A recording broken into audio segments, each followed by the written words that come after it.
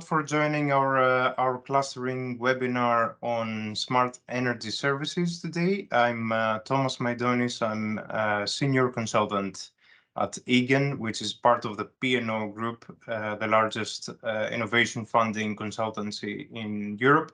And I'll be moderating our discussion today.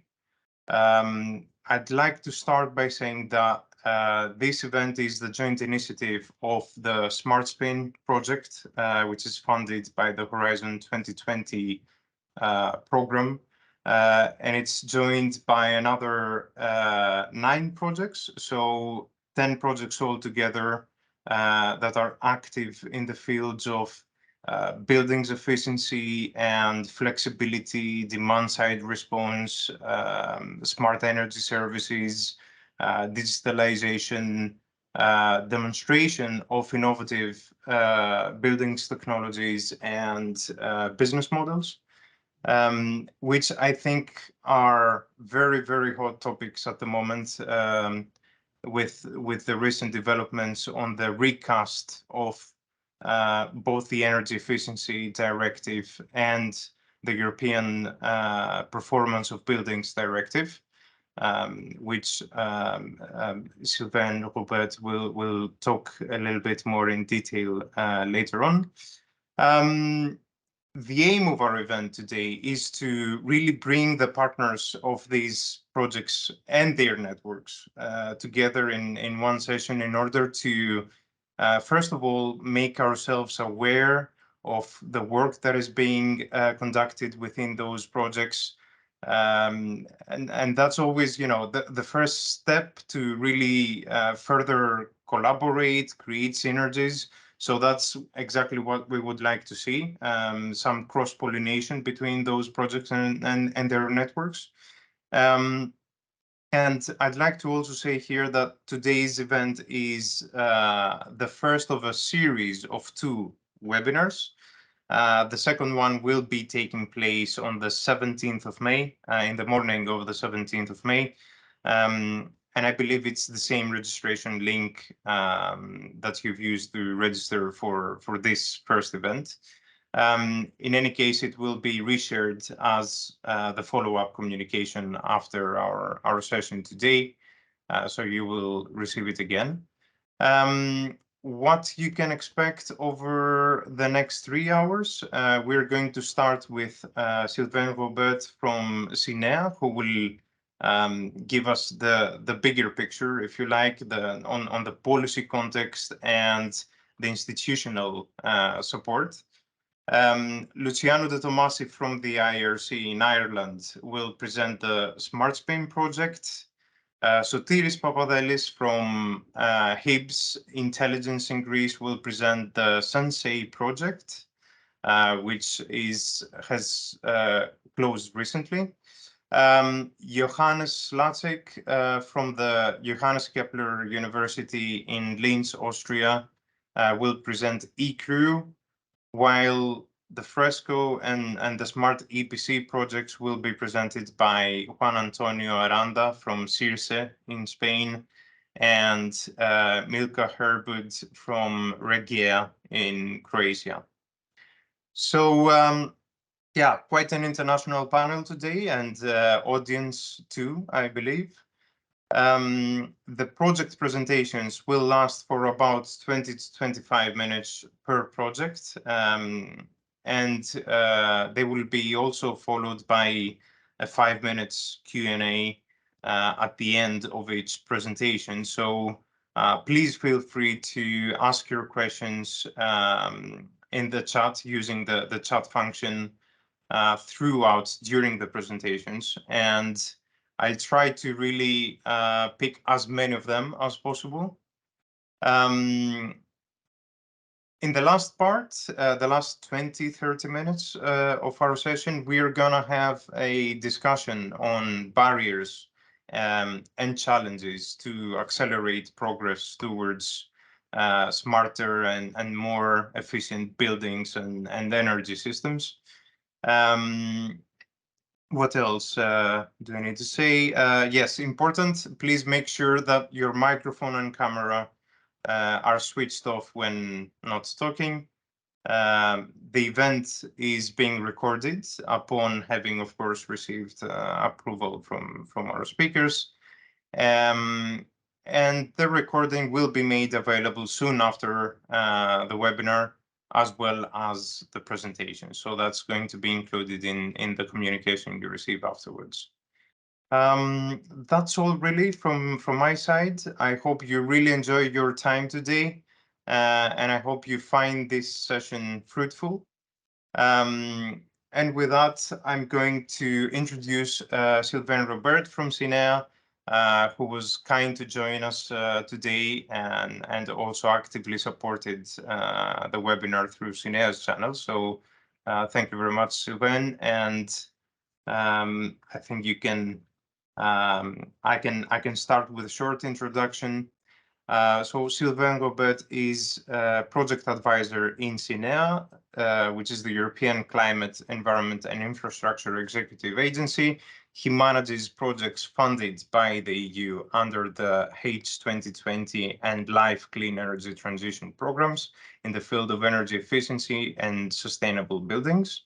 Sylvain is an engineer by training with a research and project management experience in ICT, smart energy, smart buildings, and energy efficiency. He also spent 4 years in the European Commission as policy officer, working on sectoral EU policies for buildings, smart technologies, and energy efficiency. So thanks for being with us, Sylvain. The floor is yours. Thank you so much, Thomas. Well, first of all, let me say how delighted I am to be in this event. I consider that this kind of clustering event is really key in order to, well, share knowledge and best practices, and it's instrumental to augment the impacts of EU funding. So thanks a lot for organizing this and for having me. Well, in my presentation, I'm going to share the slides. I'm going just to outline some recent developments of the energy efficiency framework, and I will refer to the institutional support that that the EU is providing in order to ensure an effective implementation of that framework. I'm afraid that possibly a large part of this information is already familiar to you, but please bear with me. I know that the focus of the event is really about the project, about sharing knowledge and trying to speak about these barriers and challenges. So I will try to take as less time as possible. So normally you should see now my slides, if I'm not wrong. Yes, we see them. Perfect. So, well, first of all, a quick overview of the main energy policy drivers in the European Union currently. So we have the European Green Deal. It's, as you know, an overarching initiative that was launched by this Commission in 2020. And it's set in stone basically the objective of making the EU climate neutral in 2050. And this is really what's key to what came next. And what came next was the Fit for 55 package, which is a set of proposals for revising, updating EU legislation, as well as launching initiatives in support of that legislation with a view to achieving more ambitious climate goals. And this is fully in line, of course, with the European Green Deal. And the flagship element of this package is the legal requirement to reduce EU emissions by at least 55% by 2030. And Repower EU finally is a response to the energy crisis that results from Russia's invasion of Ukraine. It strengthens EU action in order to save more energy, to increase clean energy production, and diversify our energy supplies. So, in the scope of Fit for 55, the Commission proposed to increase the ambition of its energy efficiency framework and to recast two of its key elements, the Energy Efficiency Directive and the Energy Performance of Buildings Directive. So I guess you are all very familiar with these two pieces of law as they are most relevant to the policy context that applies to your project. The proposal for the recast of the EED was adopted in July 2021, and interinstitutional negotiations followed, which led to a political agreement on the recast in March 2023. So the adoption now should take place around September, and then member states will have 2 years to transpose the new provisions in their national law. I'm not going to detail the contents of the recast, this is very dense, but I only wish to flag some main provisions here. The first one is the new binding EU energy efficiency target of 11.7% in 2030. So this is compared with the energy consumption forecasts made in 2020. The second one is the legal requirement for EU countries to take energy efficiency into consideration in policy, planning, and major investment decisions in the energy sector and beyond. So this is the energy efficiency first principle, which is again very familiar to you. But what's important here is that it's now legally enshrined in the EU law. So this is very important. And then the third provision I wish to highlight is the strengthened energy savings obligations. EU countries will be required to achieve new savings each year of 1.49% of final energy consumption on average from 2024 to 2030, up from current level of 0.8%. So this is quite significant. Well, it's not always obvious, to see the link between these figures that apply EU-wide and your projects, but I wish to stress that, of course, more ambition on energy efficiency at EU level translates into a more supportive regulatory framework and so into more business opportunities to exploit your project's outcomes. The same way as for the EED, a recast was proposed for the EPBD. The proposal was published in December 2021. The main areas of improvement are renovation, decarbonization and requirements for new buildings, financing, and modernization and system integration. So the policy process is a bit less advanced than for the EED.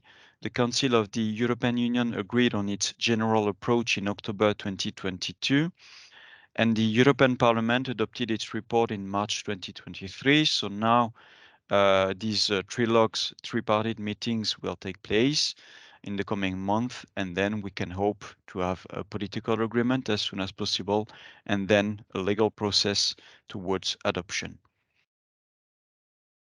As for the EED, there are many changes, improvements in the EPBD. I'm not going to detail all of them. But of course, feel free to ask questions if you have any.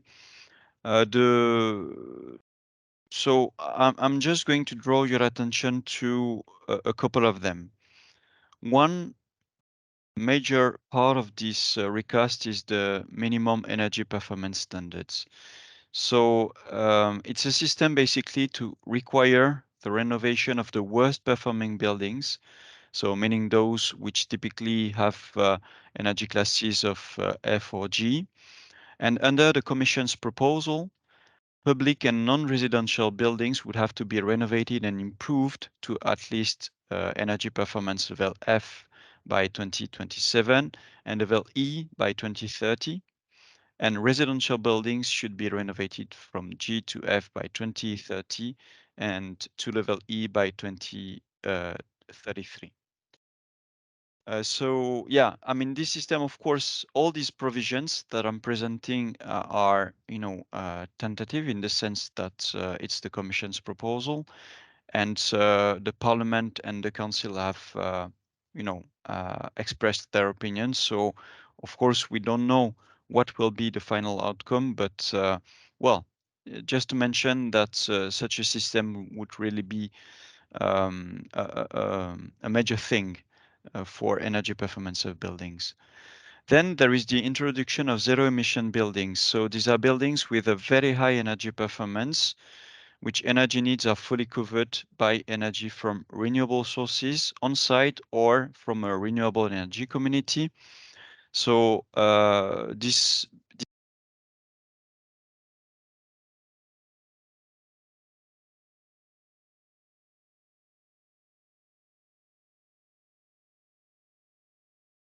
Sylvain, I'm sorry to interrupt. I think you've been muted accidentally.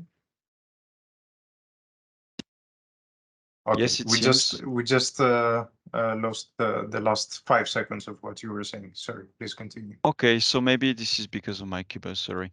So yes, I was speaking about zero emission buildings, and I was saying that basically they are the successors of the nearly zero energy buildings.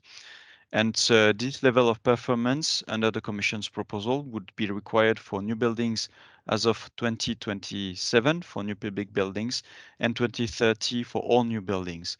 And well, this is also the target for deep renovation with the aim to have all existing buildings as zero emission buildings by 2050.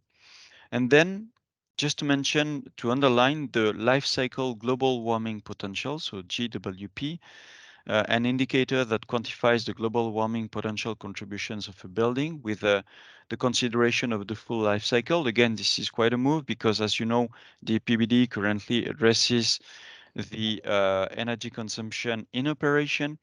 And through this indicator, there is the aim to move towards a full life cycle consideration of buildings.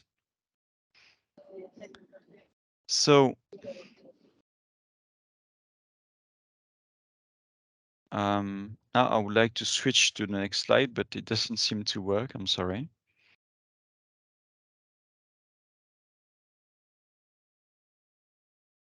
Well, Thomas, I think the presentation is frozen somewhere. I'm going to share it We again. just saw a change. Yeah. Yeah, okay. We see the next slide.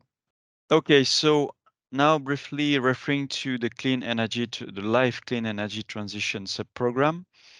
So, well, I guess you know most about it. Just to mention that this program is the follower of Intelligent Energy Europe and then H2020 energy efficiency with as key objectives. And here there is a continuity with the two previous programs to break market barriers, to evolve market and regulatory fundamentals, to improve governance and capacities and skills at all levels, to mobilize investment and improve access to finance, and to develop and demonstrate innovative approaches to support the uptake and implementation of EU legislation. So this program has 1 billion euros over 7 years from 2021 and is organized into annual call of projects. So one important note, as I was mentioning, is that there is a clear continuity between H2020 coordination and support actions. I mean, the energy efficiency ones and life clean energy transition. As you can see, the four areas of action that are probably the most relevant to the projects represented in this event remain supported in life clean energy transitions, so energy performance certificates, smart readiness of buildings, smart services, and access and use of buildings data. So here you can see the distribution of EU funding across the different segments and topics addressed by Life Clean Energy Transition in 2021. As you can see, there were 10 projects on clean and smart energy funded for 20 million euros. And just a quick reference to the upcoming calls 2023. So they will open mid-May with a deadline mid-November. So again, policy-driven funding topics. There will be detailed guidance in order to apply. For most funding topics, there will be a minimum of 3 entities from 3 different countries, but average number of partners is higher, but this you know well, and the same co-funding rate as in 2022. Here you can find some resources. I guess the slides will be shared, so you can find a few links to go to in case you want to have more information and consider applying. So voilà, that would be all. Sorry for the little technical issues. Thank you, Thomas. Back to you. Thank you very much, Sylvain. Maybe we can have a couple of questions before switching to the next presentation. And I was wondering, for the new life clean energy transition program that you just presented, which we expect to see in very shortly.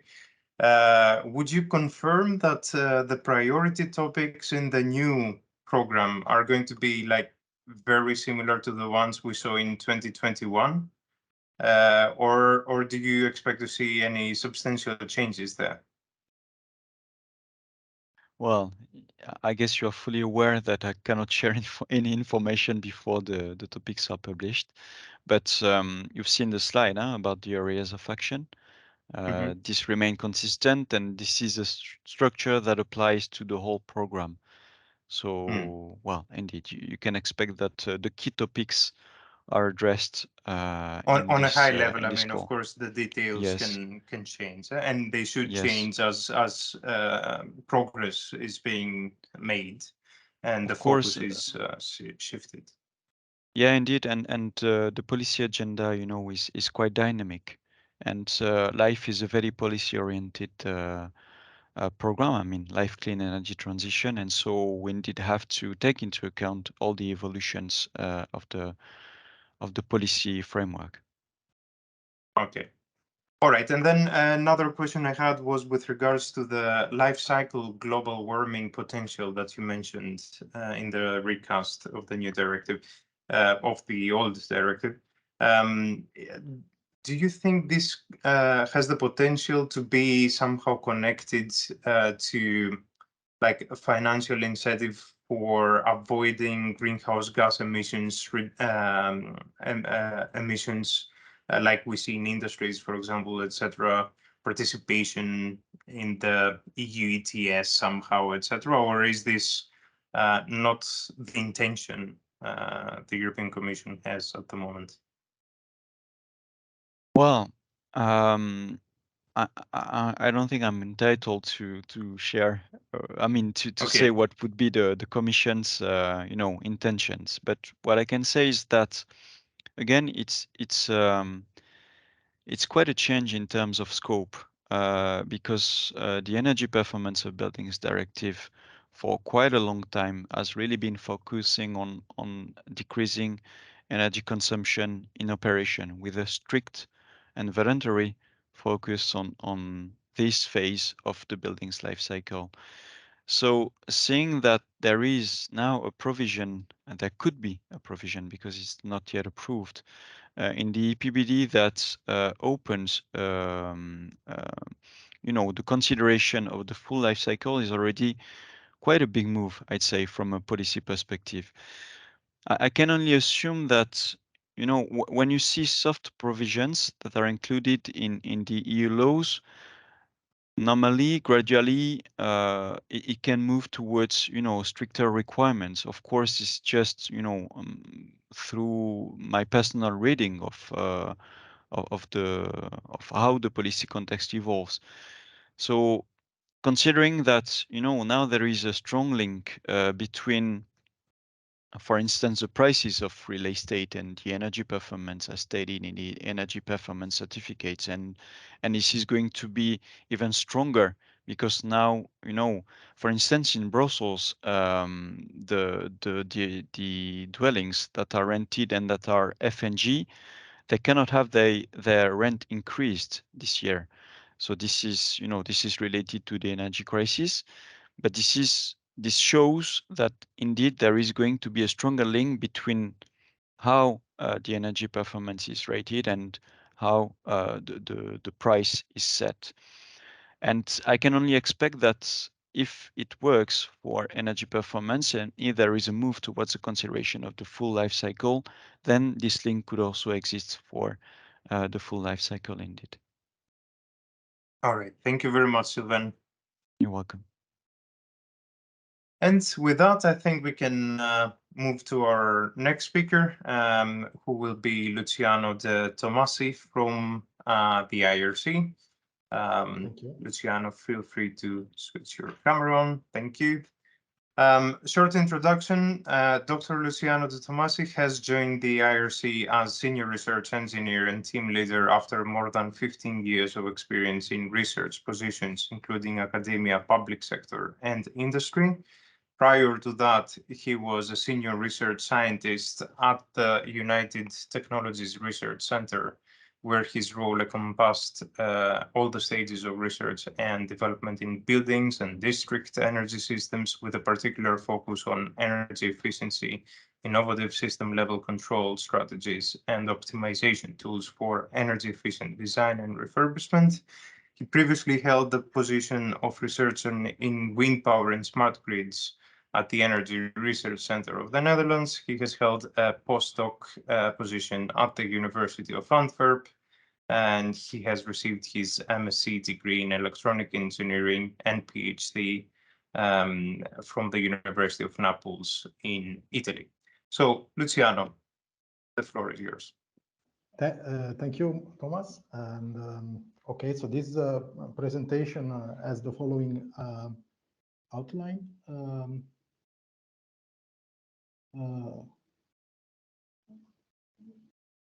Just one moment. I think that this is not the right presentation.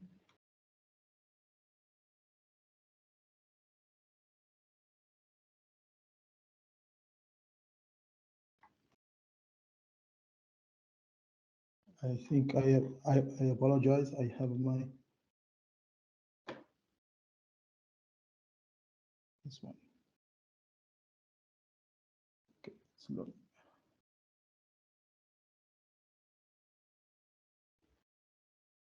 Okay, so as I was saying, this presentation is the following outline. First, I'll go through the scope of the SmartSPIN project, providing some background information, and I will talk about the SmartSPIN concept to overcome split incentive issue. Then I will show the demonstration sites of the project. Then I will say something about the stakeholder mapping activities that we perform. And then I'll go through some key results. Actually, we are working on the business model and revenue streams, service definition, and performance evaluation methodology. Among these tasks, the first one and the third one are actually ongoing and will be completed by the end of the project, so on month 36. And last point will be lesson learned from the project. Okay, so the scope of the project, as you know, it is a European priority to evaluate and implement measures to remove the barriers to energy efficiency, and especially the barriers that concern the split incentives between owner and tenant of a building. And this is mentioned in the Article 19 of the Energy Efficiency Directive. And SmartSPIN in particular is developing a business model to implement low-cost actions to reduce buildings' energy consumption. These actions include adoption of sensors to improve state estimation capabilities and to improve the M&V process. Also, they include fine-tuning of the building controls and systems.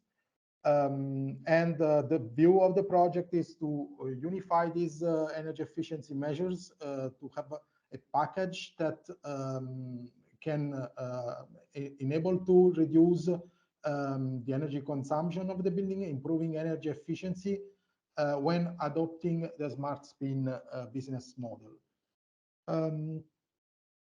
So the concept provides a methodology actually to implement the approach in rented building, commercial rented buildings, and comprises two steps. So in the first step, there is a bilateral agreement between an energy efficiency service provider, also called ESCO, sometimes the energy service company, and the tenant. In this case, the energy efficiency provider is providing services for optimized energy management and also for performance monitoring of equipment, And these interventions do not require landlord's permission. And also they can provide services that include the replacement of equipment owned by the tenant with more energy efficient units. And also in this first step, the efficiency provider would monitor the performance of the building systems and will help to improve the control strategies and sequences. There will be a service level agreement, an SLA, for the outcome of the system operation, the building operation. And for example, this may include the indoor conditions, in case the building has a heating system, and the tenant will pay for the energy saved. So the tenant is paying for the energy efficiency service received to the efficiency provider. And of course, in this case, there will be a measurement and verification process, an adequate M&V process that will be used to estimate the impact and to estimate the savings delivered by the efficiency provider. In the second step, there is an agreement between the service provider and the tenant, but this will also involve the building owner, the landlord. So this would be more an active participation of the two clients, landlord and tenant, with the ESCO. And in this case, the building's owner consent is required to install equipment in the building and performing construction works that will deliver higher energy savings. And also in this case, the tenant will pay for the energy saved to the efficiency provider, and the efficiency provider will share the value of these savings with the landlord. And this is really the mechanism that allows to overcome the split incentive, because if the tenant is saving energy thanks to the energy efficiency measures installed, the value of these savings is shared with the landlord. So the landlord is incentivized in participating in this process and in investing in energy efficiency measures as well. SmartSPIN has 3 demonstration sites, so we will demonstrate the concept in 3 sites. The first site is in Spain and includes 2 malls, so 2 shopping center near Madrid. So Plenilunio is a shopping center of 70,000 square meters with 171 tenants. La Gavia is a second shopping center with 139 tenants and over 85,000 square meters. Second and third demonstration sites are located respectively in Ireland. So in Ireland, we have an office building in Dublin, and in this case, there are 3 tenants, and the surface of the building is 7,000 square meters. And of this 1,800 are owned by the landlord, are operated by the landlord, including the ground floor, reception, and the common areas. In Greece, we have a building complex that is located 10 kilometers off the city center of Thessaloniki, and in this case there are 15 tenants and a surface. The two buildings have surface of 1,600 and 1,800 respectively. So in this building there is no gas-fired heating system, but we concentrate on the electrical consumption of the building to reduce it by applying energy efficiency measures. At the moment, these buildings are being retrofitted, so are being adapted, including smart meters, sensors, smart appliances where applicable to be able to run the demonstration of SmartSPIN and to demonstrate that there are savings. I will go through the performance evaluation process in the next few slides. Regarding the stakeholders, we have performed an analysis that has basically revealed what are the stakeholders involved with our project, and there are two levels of stakeholders. So the first level are the most relevant, and then we also consider a second level of relevance. The most relevant are, of course, the landlord, the tenant, and the energy service company, an aggregator that could offer services to transmission system operators and distribution system operators. There is also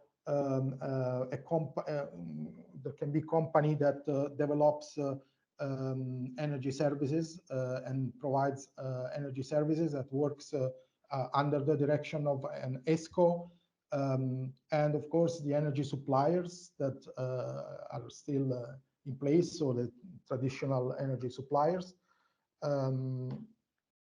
Regarding the business model, so the project at the moment has performed some reviews in the work package 2, and the formulation of the business model has been started. This will be finalized by month 36. So we have at the moment just passed the half of the project. So what we see here is one of the models that we have reviewed in work package 2, but revised such that we consider tenant and landlord and not only one client for the ESCO as in the traditional business model. And in this case, the ESCO will share the savings with the landlord. So the ESCO is responsible for designing, financing, and implementing the project, and also to verify the savings during the contract period. And they will get a fixed portion of the saving over a fixed period, and these savings will be shared with the landlord. The tenant will pay fees to the ESCO, and this is of course a model that provides a low risk for the client. So the ESCO is also liaising with a financer to finance the project. It can be a bank or a financial lender or an investor. Next one is the classical guaranteed savings business model, but adapted to address the split incentive. So in this case, the landlord will receive a guaranteed percentage of savings. The ESCO will be responsible for designing and implementing the project, but are not responsible for financing it. And also in the demonstration, we will have that the most likely scenario is that landlord will finance the project themselves. So the landlords may have also a sinking fund, so a dedicated fund to finance energy efficiency projects. And the ESCO, so it will guarantee savings that will be sufficient to pay the service fees, and the tenant will also pay, in this case, the fees to the ESCO, and there will be an energy supplier, of course. In SmartSPIN, as you have seen in one of the previous slides, we aim to implement a two-stages service, because this is very helpful to gain the trust of the clients, delivering the service gradually. It could also be that the second part of the service requires more time to be planned. So one would start with the optimized energy management and the energy efficiency measures that are owned by the tenant. So in first period, so there would be an energy audit to determine the needs. Actually, in both periods, there would be an energy audit to determine the needs of the energy efficiency measure delivery. So there will be planning for the measures. There will be an implementation stage and then a monitoring. And these steps may be repeated also. There will be in both cases service level agreements and the target for energy savings. That the targets will be different because, of course, in the two periods the energy efficiency measures will be also different, and there will be a penalty for the ESCO or the efficiency provider if the target savings are not achieved. On this graph, you can see that in the first period, so the energy consumption in yellow is reduced in both in first and second period, and the light blue is the value, so the payment to the efficiency provider, and then the gray is are the savings that are taken by the clients.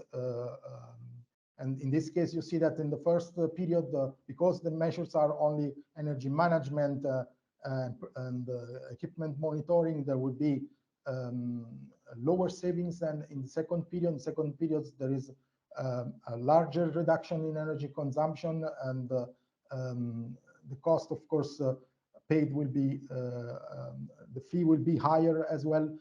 But at the end of the contract, all the savings will be taken by the clients. Not the ESCO will be not involved anymore after the end of the contract. So this is an adaptation or in generalization of the classical ESCO energy performance contracting to the rented case that we are analyzing in SmartSPIN. In next slides, you can see that in SmartSPIN we have a task about performance evaluation, and this performance evaluation will rely and leverage a state-of-the-art measurement and verification methodology that will be developed in a different work package 5. And in this case, so we are making sure that we collect enough data from the demonstration sites, and that if some data cannot be measured, that there are assumptions on the parameters that are sound assumptions on the parameters that cannot be measured. So we have a periodic data collection from the demo site, and we will use, of course, as much as possible existing equipment and practices. So we'll use existing instrumentation, energy management systems, and practices to gather data to form the baseline. This activity has already started, and of course we have collected already quite some data, and we are analyzing it. So as we also consider the best practices regarding the measurement and verification, so we can consider measurement of only key parameters depending on the type of retrofit. For example, the power consumption of a retrofit, and whereas the hours would be agreed. So if we have, for example, a lighting system, we would measure the power, but the hours might be agreed, so we don't need to measure also the hours. And if we do the retrofit isolation, we measure all the parameters. We can work with utility bills, so we will determine eventually what matters is the reduction in the energy, electricity, and gas consumption bills, and we will determine this and the effectiveness of the energy efficiency measures. Computer simulation could be used, but we will mostly use or exclusively use measurements, real measurements, instead of building computer simulation models for buildings. Of these options, Luciano, we have 5 minutes left, please. Yeah, I will go fast through this. So we have this performance evaluation task, and we've started with analyzing the data collected from the demo sites, comparing different low order models like linear regression and or low order polynomials. And we see that in the case this is the Irish demo site. So you see that the models of the red line or the green line, the two different types of model, they're rather flat. So the electricity consumption does not depend much on the outdoor temperature.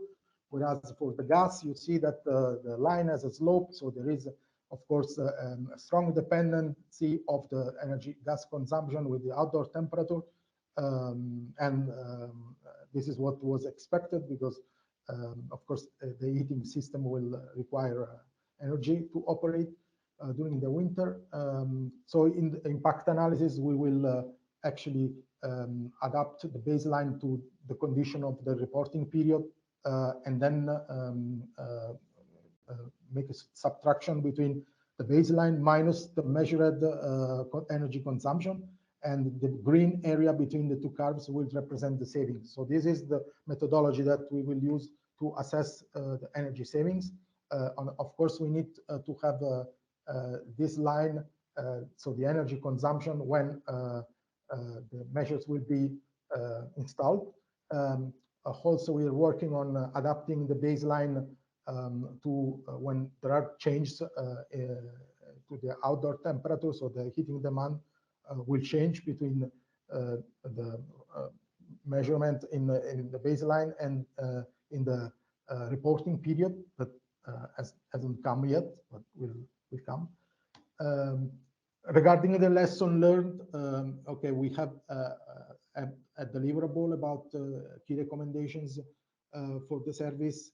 So the SmartSPIN service will cover energy management, changing of electricity supplier equipment or renewable installation or replacement, and the operation and maintenance services. The measurement and verification is a key process, and we must ensure no measurements, error, and the process must be trusted by the stakeholders. The green leases are one of the tools to allow landlords and tenants to engage for improvement of sustainability and energy efficiency in rented buildings. We consider two cases: when the landlord owns only the space and the equipment belongs to the tenant, or when the landlord considers owns everything. What we are working on is a tripartite energy performance contract, so a contractual template that is involving the three parties, not only the ESCO and one client, but the ESCO and two clients, at least two clients, one landlord and tenant, but there can be more than one tenant, of course. There can be multi-tenant buildings.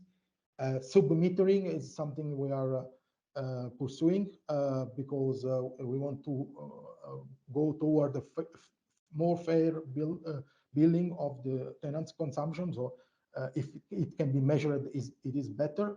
In other cases, it is proportional to the surface area occupied by the tenants. And the timing, one of our advisory board members has also mentioned that the energy tariff and electricity and gas consumption, water must be independent of the season and must be fair and, of course, easy to understand for the tenants. Yeah, I think this is all. Great. Thank you very much for your presentation, Luciano. I don't see any questions in the chat, and I don't have any questions myself. Being a partner actually in SmartSPIN, I understand the project quite well. Yeah, I will only say that we're looking forward to the contractual templates that you mentioned that will be made available soon on the SmartSPIN website, and they will be shared externally. So do feel free to use them for replicating similar business models. So there are elements you can use in them for any contracts you would like to develop following a similar structure. And there is also a few tools available on the website, on the SmartSPIN website. So feel free to make use of those. They are publicly accessible. And we'll be happy to see more experts in the field using them. And with that, I think we can move on to the next presentation that Sotiris will give for us from HIPS Intelligence. A few words about Sotiris. Sotiris Papadelis is the director of HIPS Intelligence.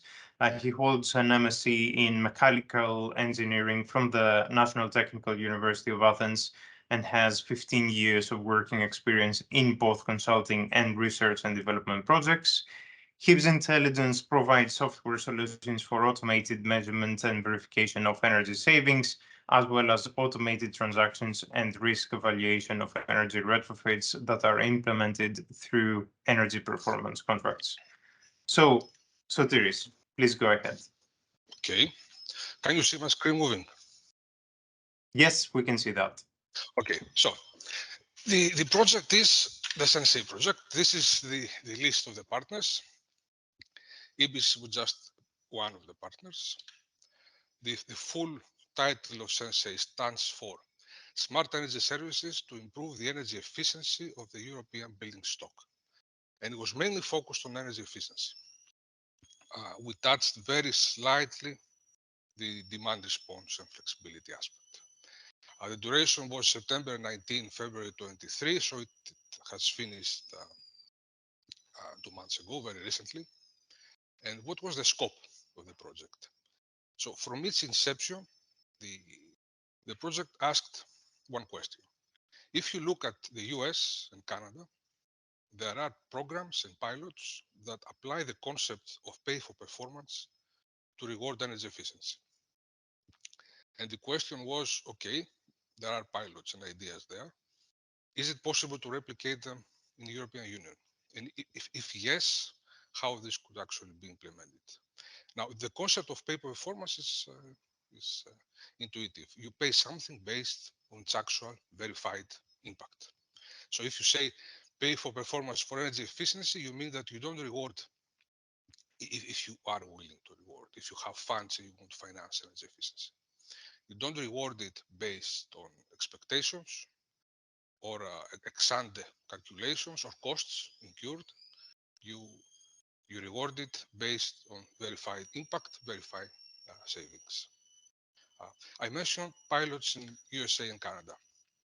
And this is a small table that includes some of these programs, some in the US, some in Canada. You will see that in some cases, we're talking about pure pay for performance. So every monetary,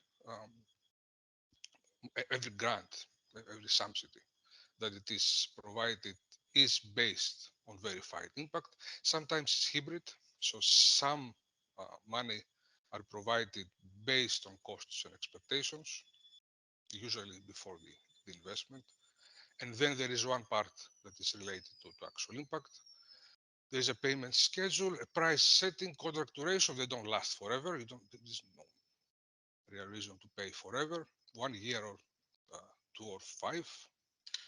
The table continues. This table has really no more information than the previous one, but I would suggest that you look at the first column and first row, energy utility. Second row, regional energy network. Last row, Pacific Gas and Electric Company. So these programs are actually driven by utilities and energy and power system operators. And the reason for that is that they are obliged to consider energy efficiency as what's called no wires alternative. This means that if the system is constrained, maybe the network is constrained, or even maybe you are missing capacity. Before you say, let's invest in new transmission or distribution lines, or invest in new generation, let's see if energy efficiency can also be a cost-optimal solution, at least to defer these investments. And there is a pilot that's not mentioned here because it wasn't really pay for performance, but it's quite interesting and telling. The preferred resources pilot in California, where they actually tried to see what is the best mix of demand side resources to deal with expected demand growth. How much flexibility you would need, how much energy efficiency, how much storage, how much renewables, distributed generation, and etc. So there is this obligation that drives all these pilots. And so we said in Sensei, okay, typically in European Union, when we say demand side resources and how demand side resources could deal with what could help the challenges that power systems face, we typically resort to demand flexibility. This idea of fast adopting, of demand fast adapting,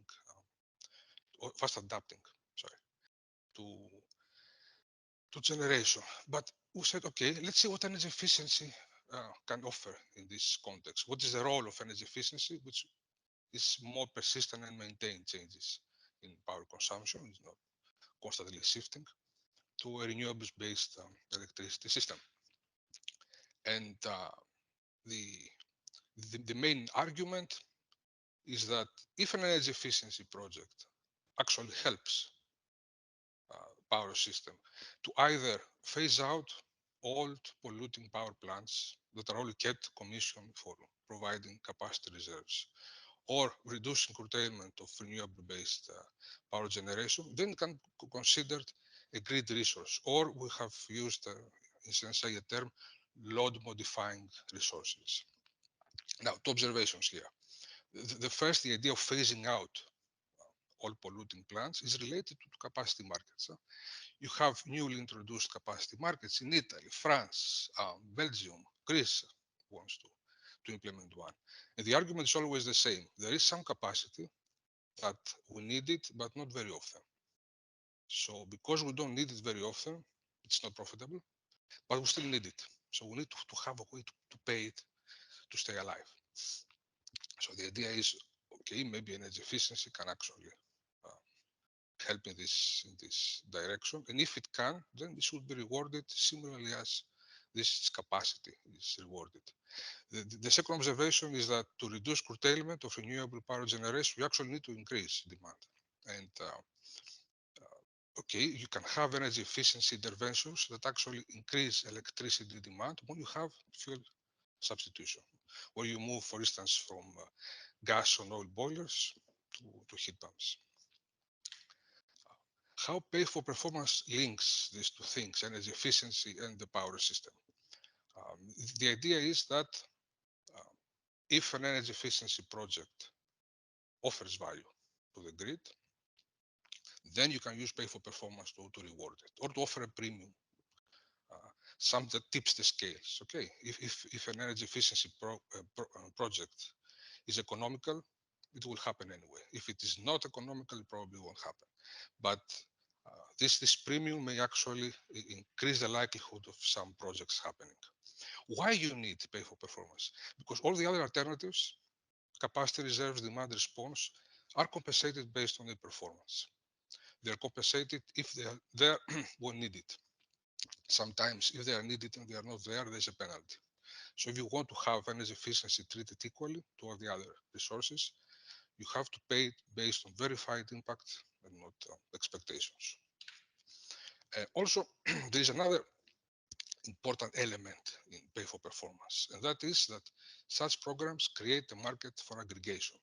Many times there is this argument that energy efficiency can be scaled up, and you can have private money flowing into these large portfolios of projects, if you can have aggregations. But who's going to do the aggregation? There's no really market incentive. If it were, we would already see these aggregations happen. But the pay for performance typically create this requirement because if you see in the US example, they don't really target directly buildings or projects. They target intermediaries, aggregators, and they say to private actors, you create the aggregation and bring this portfolio to the program. So if you incentivize aggregations, then you also incentivize the development of know-how and infrastructure that is necessary for that aggregation. And that's a good benefit of pay performance as well. And you don't have to take my word for it. If you see the text in the innovation wave says somewhere, member states can scale up market incentives, such as pay for performance, public support schemes, to attract private intermediaries and aggregators. And this is the whole concept. It creates an incentive for aggregation. And that in its turn creates incentive for innovations in terms of project screening, project monitoring, measurement verification, and etc. I have also highlighted the on-bill schemes. Typically, when you say on-bill repayment, you have something that says there's a bill and says you pay for your energy consumption this amount of money, and for the retrofit, for the energy retrofit, this amount of money. And this is the on-bill repayment that you see in the US cases, and it actually drives a lot the energy efficiency as a service model. You can have something similar for pay for performance. It would just be for energy you pay this amount of money, and from this we have subtracted this this payment from the pay for performance scheme. Why on-bill schemes in general are important? Because it's the only way to make a practical way to make energy efficiency as a service actually a service thing. Because energy efficiency as a service is a misnomer. It's not a service. It's closer to leasing than to service. In services, you have this concept that if you don't pay, the service is disconnected. If I don't pay the bill for my mobile, it will be disconnected. If I don't pay my bill for Amazon Web Services, I will not have access. You don't have a service that can be disconnected in energy efficiency as a service. But the moment you couple the obligation to pay for your energy, which is energy provision is a service. So the moment you couple the obligation to pay for your energy with the obligation to pay for your retrofit, then you actually get as closer as possible to a true energy efficiency as a service concept. So pay for performance can be an incentive to actually create tools and processes inside utilities for on-bill schemes that are important for energy efficiency as a service in general. Okay.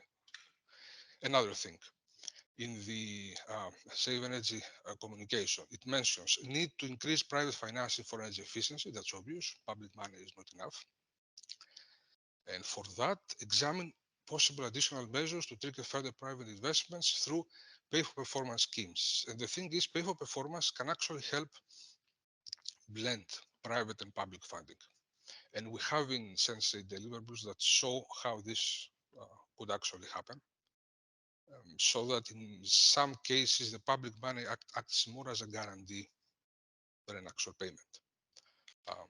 Okay, some key results of the project. So it says Sensei has demonstrated, Sensei didn't have pilots or something like that. It demonstrated through that doing some analysis in a deliverable that's 4.2 that energy efficiency is indeed valuable. And I mean, it's value that you can quantify when it is aligned with persistent needs of the power grid. Persistent because energy efficiency creates persistent changes in the load. And if you want to design a program that compensates energy efficiency for its contribution to the grid, you don't need to use radically new tools, processes, etc. You can use the same tools and processes that power system operators already use when they do capacity adequacy studies. And this methodology that's included in the deliverable has been also been implemented in code and has been open sourced. You can access it in this link. this is a bit zooming in to this methodology.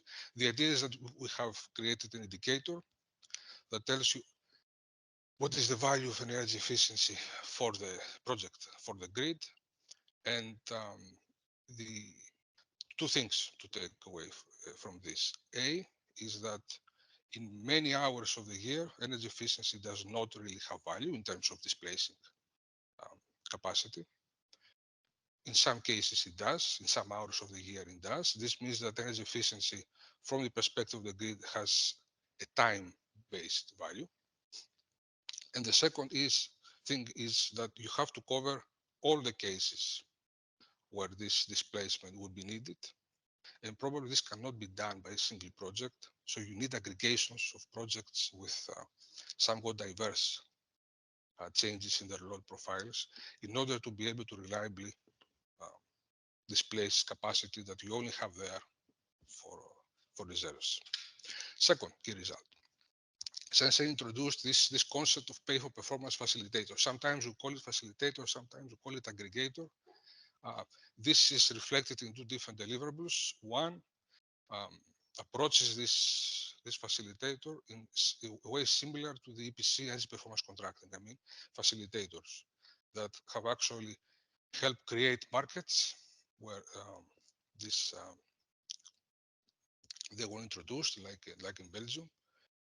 In the other case, we call it aggregator because we have designed, let's say, its operation and its functionality, taking ideas from demand response aggregators that aggregate buildings to offer some service to the grid.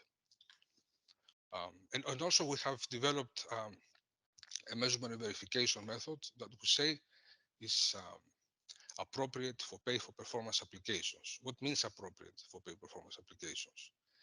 Pay for performance requires a large portfolio of buildings. So if you say measurement and verification that is used by an ESCO in a building, then it's a different thing because anything that changes in the building, the ESCO has access to the building, can actually discuss what happened, let's update the baseline, etc. If you have a portfolio of a lot of buildings, you cannot. You rely only on data. And in many cases, not that much data, something like consumption and outdoor temperature. So you need to really squeeze all the information you can get from this data to understand what changes are due to activity levels, what changes are due to interventions, how to deal with intermediate energy consumption, which reflects more residential buildings, and how you adapt to changes like lower occupancy due to COVID-19 pandemic. This methodology is also open source, can be accessed to this link. If you go to this link, you can see also another link for an ebook that we have written. It's called Rethinking Measurement Verification for Energy Savings.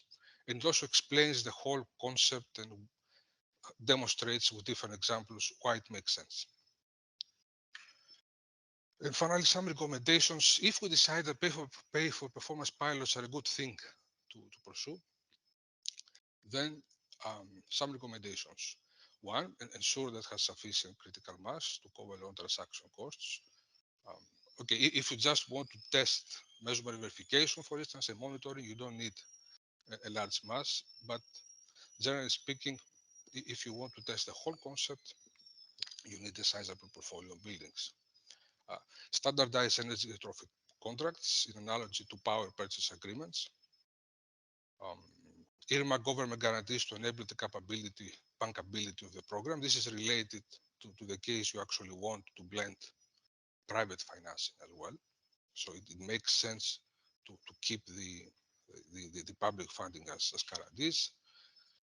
Adopt valuation approach in line with an investor's valuation is also related to blending private financing. Make use of these funds that try to be green. And if you want to have green investments, why not finance energy efficiency?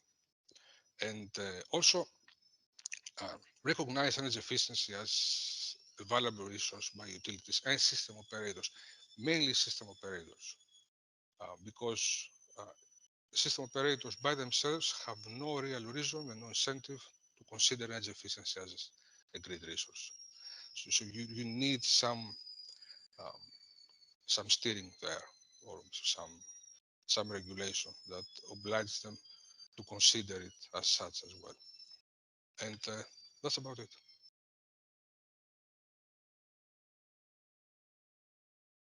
Thank you, Sotiris. Very interesting presentation. Indeed, my question was regarding the last point that you just covered, basically. How much of a change does the pay for performance model, let's say, require from a TSO or a DSO perspective in the way they procure their flexibility services, for example, or is it, in your point of view, a very smooth process transition type of service that goes in like indirectly through an aggregator facilitator type of third party, as any other aggregation service provided to TSOs and DSOs currently, because aggregators do exist and they do provide services to system operators already. Okay. So, two legs in this answer. First, it's not a change, and it shouldn't be a change in how system operators operate. And by that, I mean energy efficiency is not the same kind of resource as demand response, because it's not dispatchable. So if you see in the US, energy efficiency is not part of the capacity market. For instance, it's not provided a capacity credit or something like that. It's a program that operates in parallel, but also in collaboration. So the idea is not use it as a resource, because if you talk to system operators, the first thing they tell you, okay, what is the service? And when they say service, they actually mean what you can dispatch and how much time must pass between when you ask something when you receive. Energy efficiency does not work like that. So if you see in the US, you have programs that actually operate in parallel, which means outside of the power market, but align with it. So the incentives that are provided are based on the needs of the power grid. So it's a collaboration, but it's not an integration, let's say. So if we say that this is the case, then for the system operators, what you actually need is just a change in the way that they perceive energy efficiency. It's not something that's a part of a scenario, let's say, when you do capacity adequacy, but something more dynamic and more shapeable, variable, I don't know, that you actually incorporate it into your tactical planning. And that's the whole idea. It shouldn't change how system operators work. It should make their life easier. Yeah, Or I at think least provide it's another indeed tool. very important to have them on board if you were to implement such pilots, because essentially they are the system operators.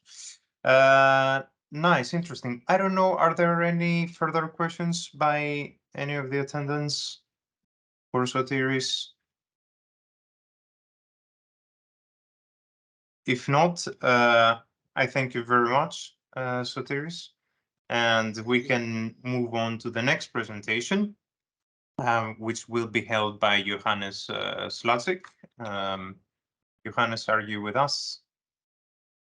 You can maybe switch your camera on. Yes, I hope you can see me already. Yes, we can see you. Hello. Okay, wonderful. Then let me try to share my screen. Yeah, please take your time as I'm introducing you in the meantime. Dr. Johannes Slacek works at the Energy Institute of the Johannes Kepler University in Linz as senior expert in the Department of Energy Economics, also teaching at the Institute of Management Accounting. His postdoc research spectrum focuses on the design and implementation of sustainability management control systems and the identification and implementation of new sustainability business models in the energy sector. His research includes innovative business models for energy communities, decentralization, and integration of the energy system, including demand response, behavioral change, and transformational responses, and EU taxonomy ESG implementation strategies for financial institutions. So please go ahead, Johannes. Super. Thank you very much, Thomas, for that nice introduction. And also thank you very much for this event. It's very interesting, and it's a pleasure also to be here and to elaborate a bit about our project, ECRU. So establishing community renewable energy webs. This was a project actually was designed for more or less individual motivation and collective action. Creating business models in a sense to foster not only a way and a new business model for energy communities, but also for behavioral change. So for that, we did find or create a new app. So we had some digital innovation going that set forth a sustainable business model and opportunity in a sense to create virtual energy communities and to engage in a sense communities. So virtually connecting consumers and prosumers, the energy community. The big issue of energy communities is who is actually managing those and who is taking the responsibility. So some energy communities also have failed, as we have seen, because of lack of management. By creating a virtual platform that could be managed, for example, by a collective administrative entity, such as an energy utility, for example, or an energy retailer, energy cooperative, perhaps. This gives a new business model in a sense, in addition to the already existing frameworks like renewable energy communities or citizen energy communities. So here with this digital platform and the management from the energy utilities or energy retailer, we are able to build energy communities and also manage those rather efficiently and still stay connected to the grid because of the energy retailer or the energy utility. So actually, as we know that energy communities are sort of a bottom-up development focusing on decentralization, our business model, creating this virtual energy community, actually also shows a sign of decentralization and back integration because of the mediator, in a sense, of the management, which is the energy retailer or the energy utility. So they immediately work with the grid and have the resources of all sorts of energy providing energy, and this gives us the opportunity so that the energy community can be run in a rather self-sufficient way, but still, if there is excess energy, excess energy, leftover energy, that can be fed back to the grid, for example, or the other way around. If there is not enough energy, obviously the energy retailer can provide ample amount of energy for the community.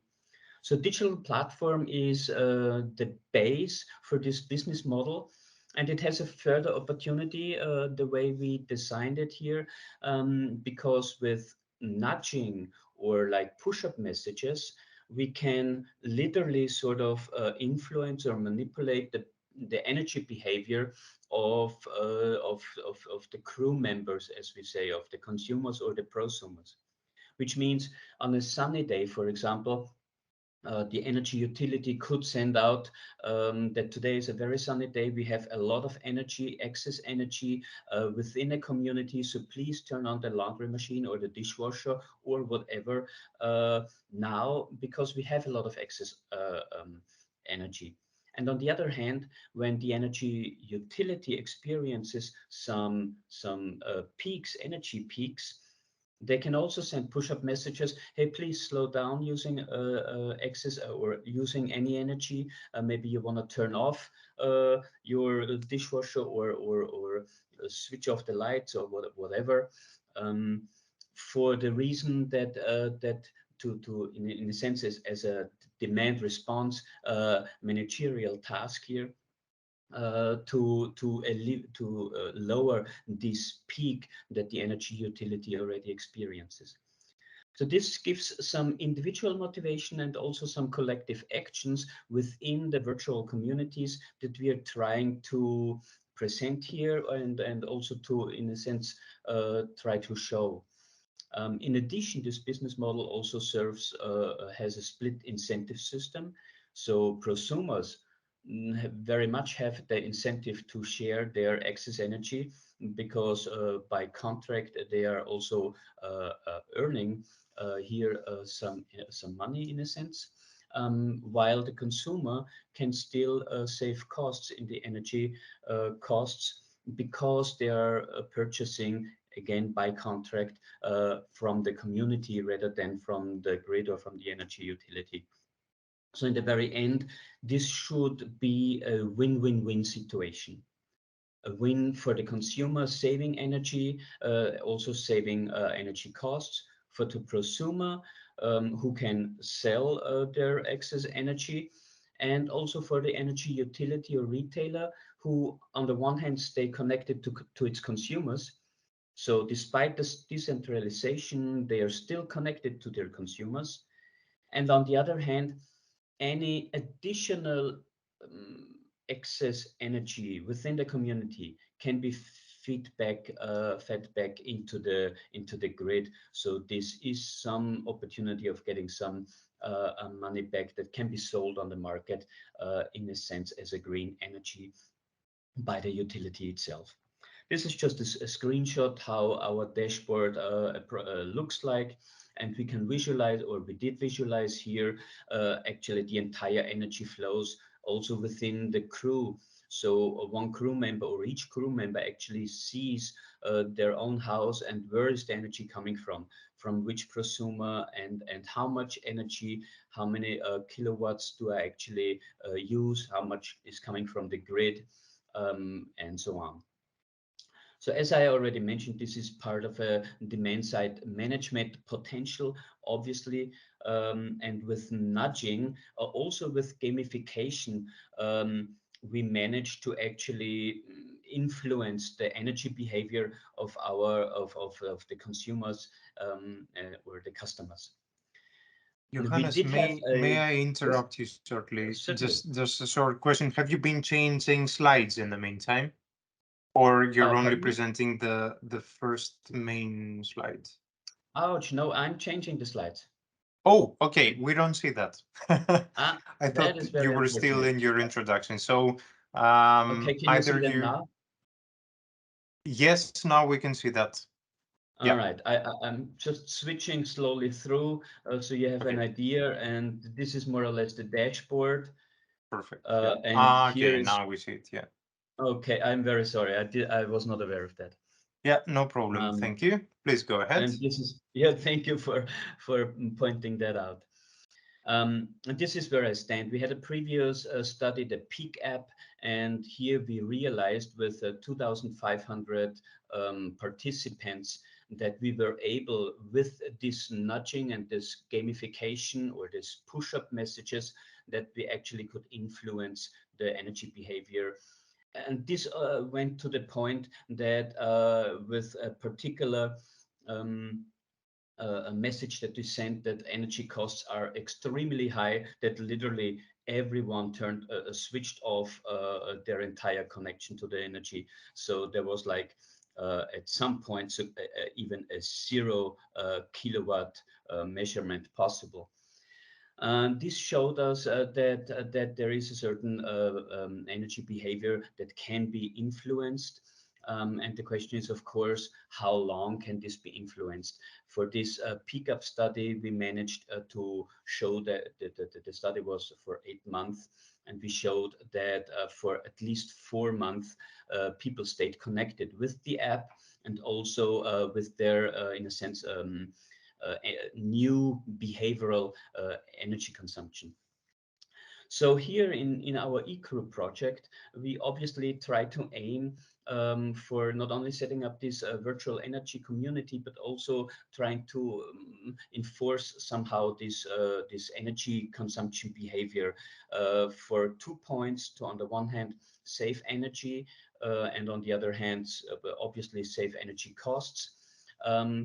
And in that case, we also had a split incentive system, as I already mentioned. This is just a graph how we split, in a sense, this by contract, this incentive system. So a consumer purchased much cheaper the energy from the prosumers at a contractual, within the community contractual price, and all the excess energy could be sold, or the prosumers are able to sell those back to the electricity grid via the the energy retailer or energy utility. To analyze this business model, in a sense, we set up 3 pilot sites, one in Germany, one in Turkey, and one in Spain. 3 very different locations, 3 very different opportunities regarding sunlight and the available energy that can be generated. However, 3 very interesting and very different locations and lighthouse communities, as we call them, with, in a sense, where we noticed we actually need different business models for each of the sites. In Spain, we had at least 118 households, so we call them crew members that joined our virtual crew. In Turkey, we had more than 1,800 households, and in Germany, at last, 105 households.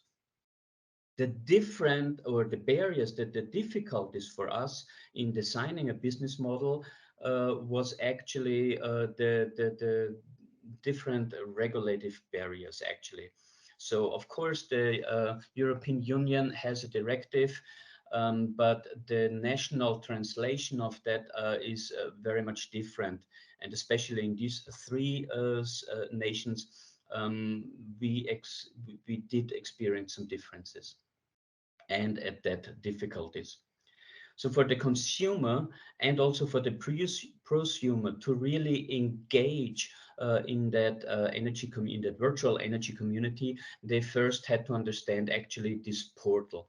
So we had to set up awareness programs, training sessions of sort, so that the consumer understands the concept, but also the prosumer understands how is this actually flowing. Also the split incentive system needs to be explained, and the app.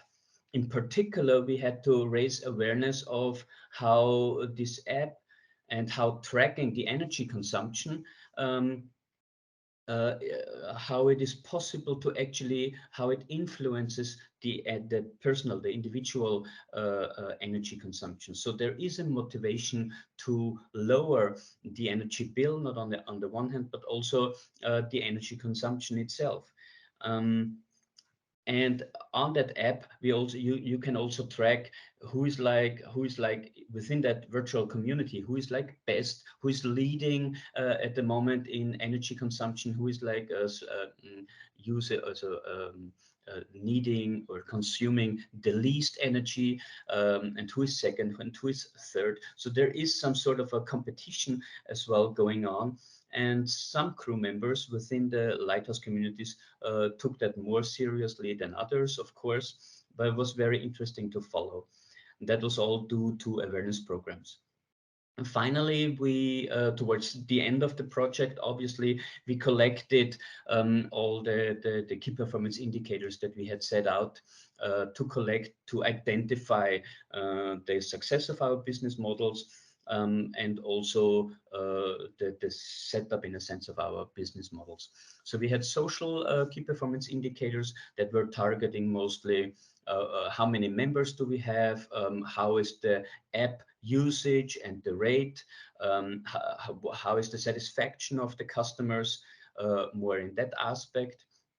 We also had environmental and economic key performance indicators that we gauged regarding the energy consumption, obviously, also the total consumption in a crew, in the energy community, but also the self-consumption.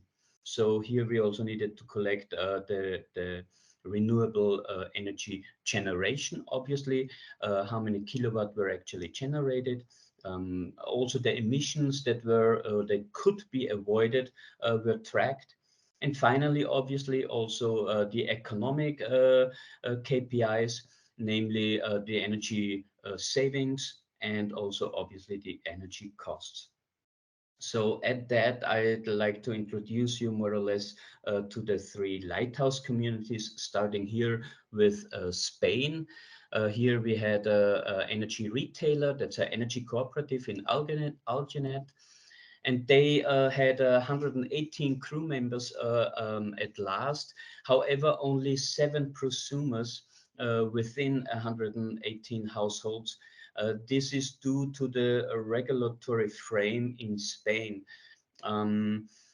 where of course it's possible to set up and install PV panels, but it's really not, or it was not possible to sell. It's still not possible to sell the energy to other community members, for example.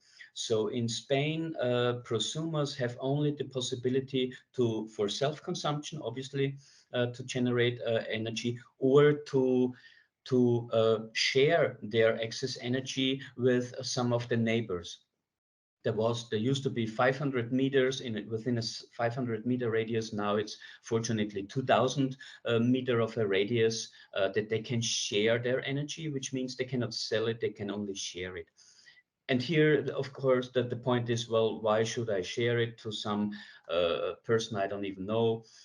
So this is a challenge, and therefore many house owners don't really consider. We are actually missing a lot of prosumers here in these crews, precisely for that reason. However, the 7 workshops that we have done in Algenet they were very, very fruitful. We have a very much alive and engaged community. 60% of women signed the contract to join, 40% of men. So it's very much, also in gender terms, very much mixed. And the average satisfaction with the app was moderate due to the obstacles with the app. In Spain, we experience a lot of different tariffs and the coefficients that needs to be locked in a sense on a monthly basis. Also, again, as I mentioned, the prosumer regulations. Those were some triggers for our IT developers developing the app, particularly for Spain, for the Spanish community, that were challenges. So we could not implement all the promises of the app that we actually initially were hoping for. And that's why a satisfaction rate of only 3.6. Needless to say, the possibilities in the Spanish lighthouse communities were 52% of surplus of their renewable energy generation. So there is a lot of sun, obviously, in Spain, and this could be literally exploited. However, 50% of the energy of the generation of the PV generation that can be shared in a community needs to be purchased by the grid anyway. So this also makes it very difficult to go beyond or go towards self-sufficiency because the law in Spain actually is limits actually self consumption in that sense. So here we see a possibility of 2.3% in self-consumption within the crew, and only with the potential to actually increase this self-consumption up to 4.9%. This is more or less the most that within that Spanish community that can be that can be increased, that can be targeted in terms of self-consumption, despite the fact that we have a lot of surplus. So with the changing of regulations, here is a lot of opportunity for the Spanish communities, naturally, that are not exploited yet. In economic terms, the average monthly cost is about €99 euros, 100 euros. And because of the limited self-consumption opportunity, obviously the savings are not very high. It's only 3.2 euros per month per dwelling, so per household. This could be increased naturally, but it depends on the regulations. I show you one more example, and I hope I managed to stay within my time frame. And this is Germany, because this is also a very interesting site. We have 105 crew members.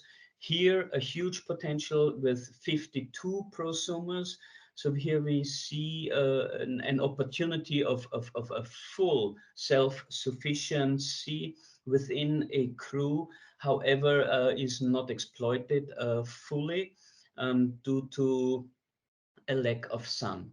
We have obviously here a winter month as well, and despite the fact that we also collect sun energy in the winter month, it's far less. Like during the summer, we have 100% of energy generation that is also used in the energy community. In the winter time, we only have like 31% is, I think, the weakest number that we track. We also had here workshops, obviously, for raising awareness and trainings. And 37% of women actually signed the contract and were engaged in a community, and 63% were men. And Germans were very interested in the entire app and in the business model. And we had, or the energy retailer, the local energy retailer had a lot of requests answering all sorts of questions, because we had a lot of prosumers and they were really interested in getting the most out of this energy community. So engagement was here also quite well. The average satisfaction was not quite 4 out of 5. So I would also say a bit more than mediocre. This is due to also, again, the regulation in Germany, that Germany is not as far ahead with the national translation of the European Union directive as Austria, for example, is at the moment, which could be called a best practice. This is also here missing. So consumers and prosumers almost expected a bit more out of the system in the sense of the split incentive system, out of their smart meters, which is a contingency. Everyone needs to implement the smart meters for us to even be able to set up this virtual community. And not all the smart meters really track on a quarter-hourly basis the energy consumption. So here too, our app had a few, well, I wouldn't say setbacks, but a few features missing. And at last, I would say I'll give you some figures. 66% surplus over generation from March last year to February this year. So also here, even in Germany, with much less sun, we have a huge potential.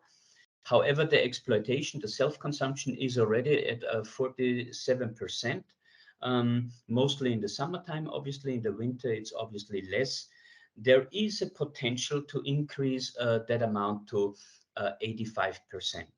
85% on average can be generated or is generated in the lighthouse community, and could also be used is a potential for self-consumption. So this is something that needs to be aimed. And for example, with this app, with push-up messages, with energy consumption behavior, regulating this behavior, we can actually achieve this. So this should be like a target. What does this mean in economic terms? They already pay $50, €50 on average per household on energy costs. They could save a minimum, or they are saving currently a minimum of 40 euros in addition. And this could actually, there could be savings up to 164 based on our numbers. So far. So 40 euros are enjoyed. However, a possibility could really be, if we exploit it to 85%, we could actually reach savings of up to $160 euros. This is definitely very interesting, especially when we consider of the PV panel amortization. So I invest in a PV panel, I install it, I implement it, I sell my excess energy, and how soon is that actually that PV panel paid off?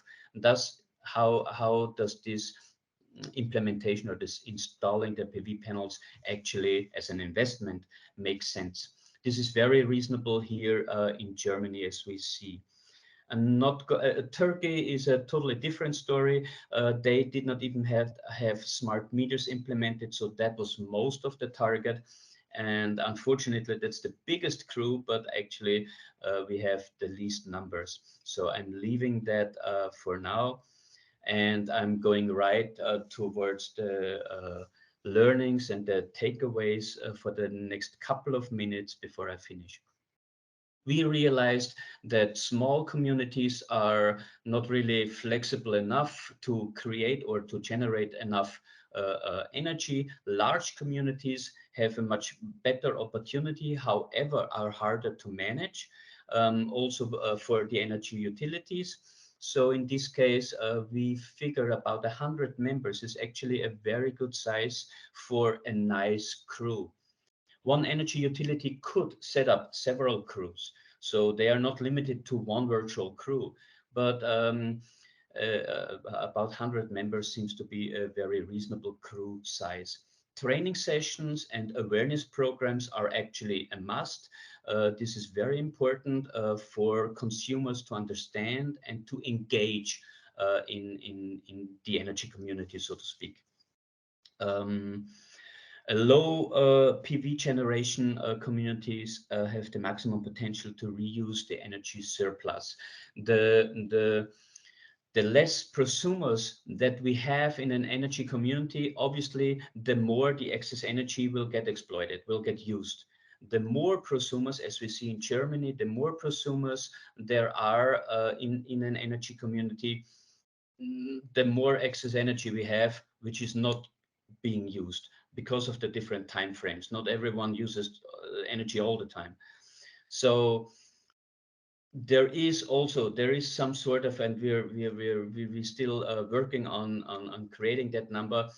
What's an ideal situation within a community of 100 members? How many prosumers do we actually need to have a very good exploitation of the excess energy? Exactly. But with that, we obviously created not just one business model, a virtual energy community. We created 3 different business models based on the national regulations on the one hand, and based on the local situations that we experienced. So we had to adjust our digital app also based on the local situation, and mainly on the regulations that we encountered. Interesting, of course, would be such a PV investment amortization calculator, which we consider, obviously, but we are not that far yet. I think with that, yes, we have a few energy community, follower communities, one of which is an Italian energy utility with a lot of apartment buildings. And this is our next actually target for setting up another crew, another virtual energy community. We are looking forward to that. We create a CEO handbook for our follower community, where they can literally get all the information, how to set up a crew, how does it work, what's necessary, what are the barriers and the enablers, and also obviously what are the lessons learned. So with that, I say thank you very much. I hope this was interesting to you, and looking forward for your questions. Thank you very much, Johannes. Very, very nice project. It's interesting to see that, you know, you're facing the split incentive aspect from prosumer consumer through an aggregator or facilitator type of entity in between, whereas in SmartSPIN we're focusing more on the split incentive between the landlords and the tenants of the buildings, right? I was interested in hearing that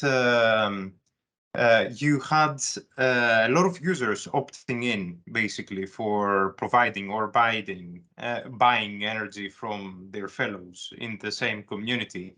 How did you manage to do that? Because it's a contractual thing in the end. You actually need contracts, legally binding documents that outline the terms and conditions for such transactions to take place, right?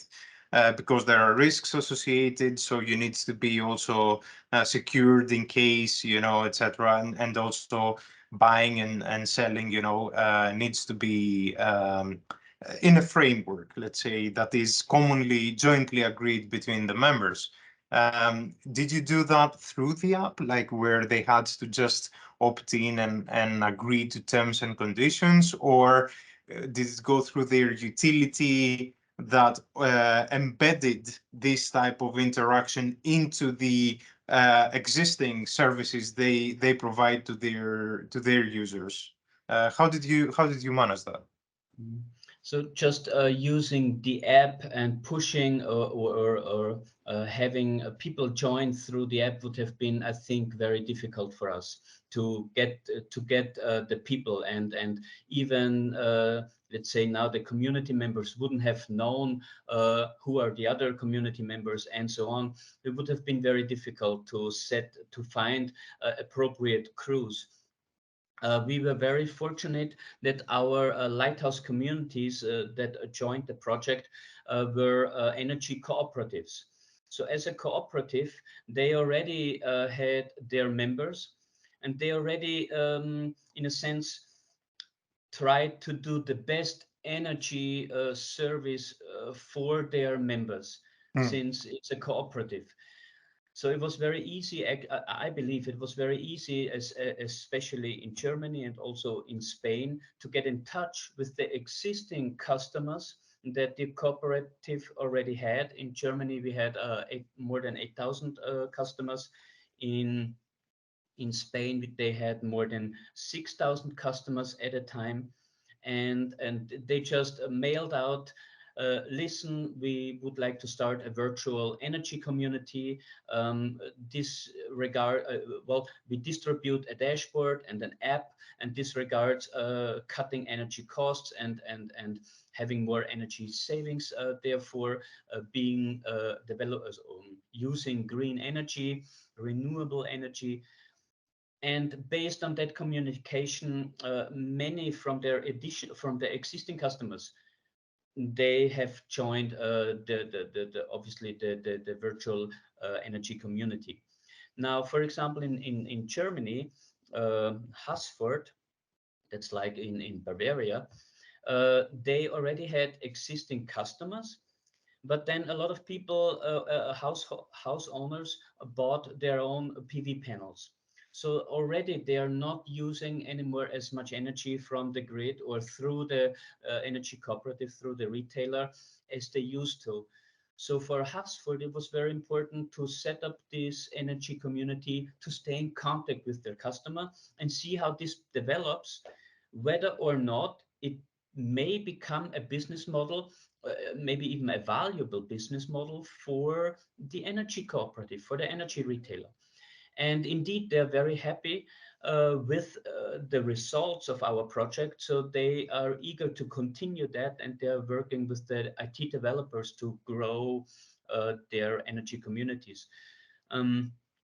So this was a way how we got in contact with the crew members in a sense. And yes, this was nevertheless its own crew contract, therefore its own split incentive contract that we developed as part of the project, and that we laid onto the new crew members that wanted to join. Interesting. And let's say I'm a cooperative, an energy community representative, and I want to replicate the same example in my community or cooperative. Um, do we need to have like business to business kind of training sessions, or is there a set of tools that you offer that makes it very smooth and straightforward for me to have access to and replicate? How does that work? We have two books, in a sense, two booklets that we will be able to provide you with. On the one hand, we have a wide book compendium, which, well, that will be a lot of pages, but it gives you all the information of the lighthouse communities, what has happened, how did it happen, what were the results, and so on. But on the other hand, and this is more valuable, we also will create, we are just about, at the moment as we are speaking, we are doing it literally, we create the CEO handbook. So we will be able to give you whatever, a 50-pager of the most important, it will be like a checklist of the most important points that you need to consider, that you need to either develop or do as jobs, more or less, like workshops, awareness programs, for example. Also getting in touch with the developers. So for us, this was Green Pocket who developed the app with us. And in this case, you need to get in touch, obviously, with them, setting up your own dashboard with your logo, with so doing all these contracts with the Green Pocket company, and then to be able to follow, based on a checklist, our steps. So it will actually be very easy once you have adopted to the app, to the dashboard. It's very easy to roll out an our virtual energy community. Nice, thank you. And I see a hand raised by Luciano. Luciano, please. Oh, yes. So I have a question. What's the approach that you have taken in ECREW in order to develop a business model that is flexible enough to address the needs of different countries and also the needs of the different pilot sites that you have in the project? Yes, very good point. Actually, there was not an approach. It was more or less, we thought we had one business model and we'll just implement it in the different sites. So we, in a sense, laid out, we formalized our business model and thought we can just put it in the different sites and implement it.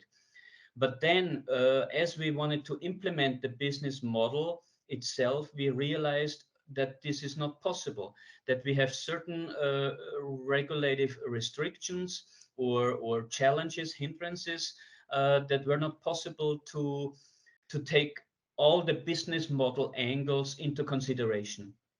And this means that we had to adjust right then and there we had to modify the business model. Actually, we had to decrease the entire opportunities and possibilities that we included in our business model. So to make the most out of our business model, that was actually our plan.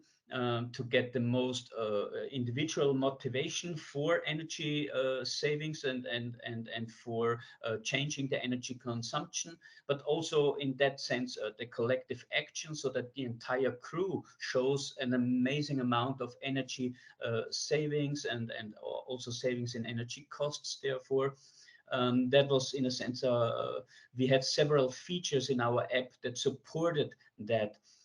We had to modify that. So with every modification, we actually had to lower the standard of our business model, and therefore also the value of our business model. So also, as we have seen in Spain, suddenly per household, they could only save €3.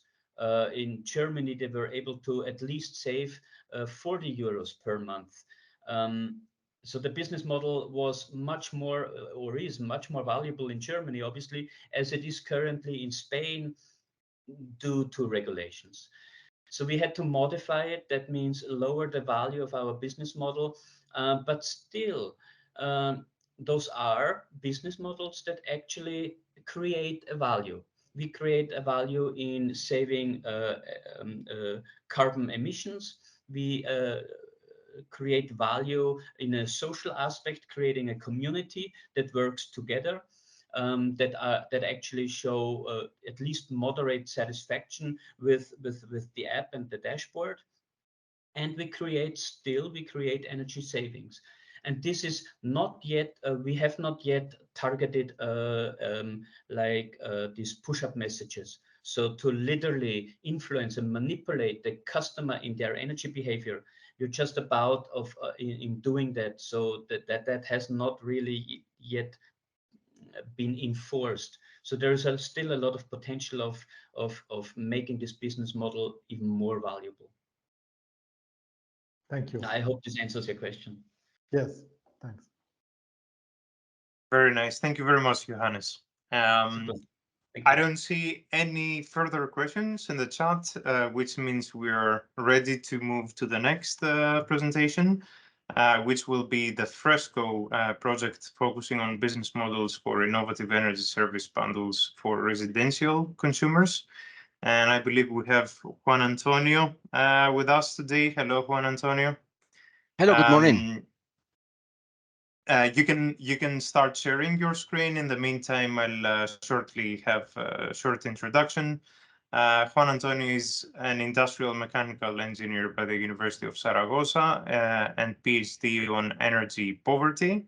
He holds an MBA and master in renewable energies, energy efficiency, and energy markets with more than 1,600 lecture hours in a varied range of topics.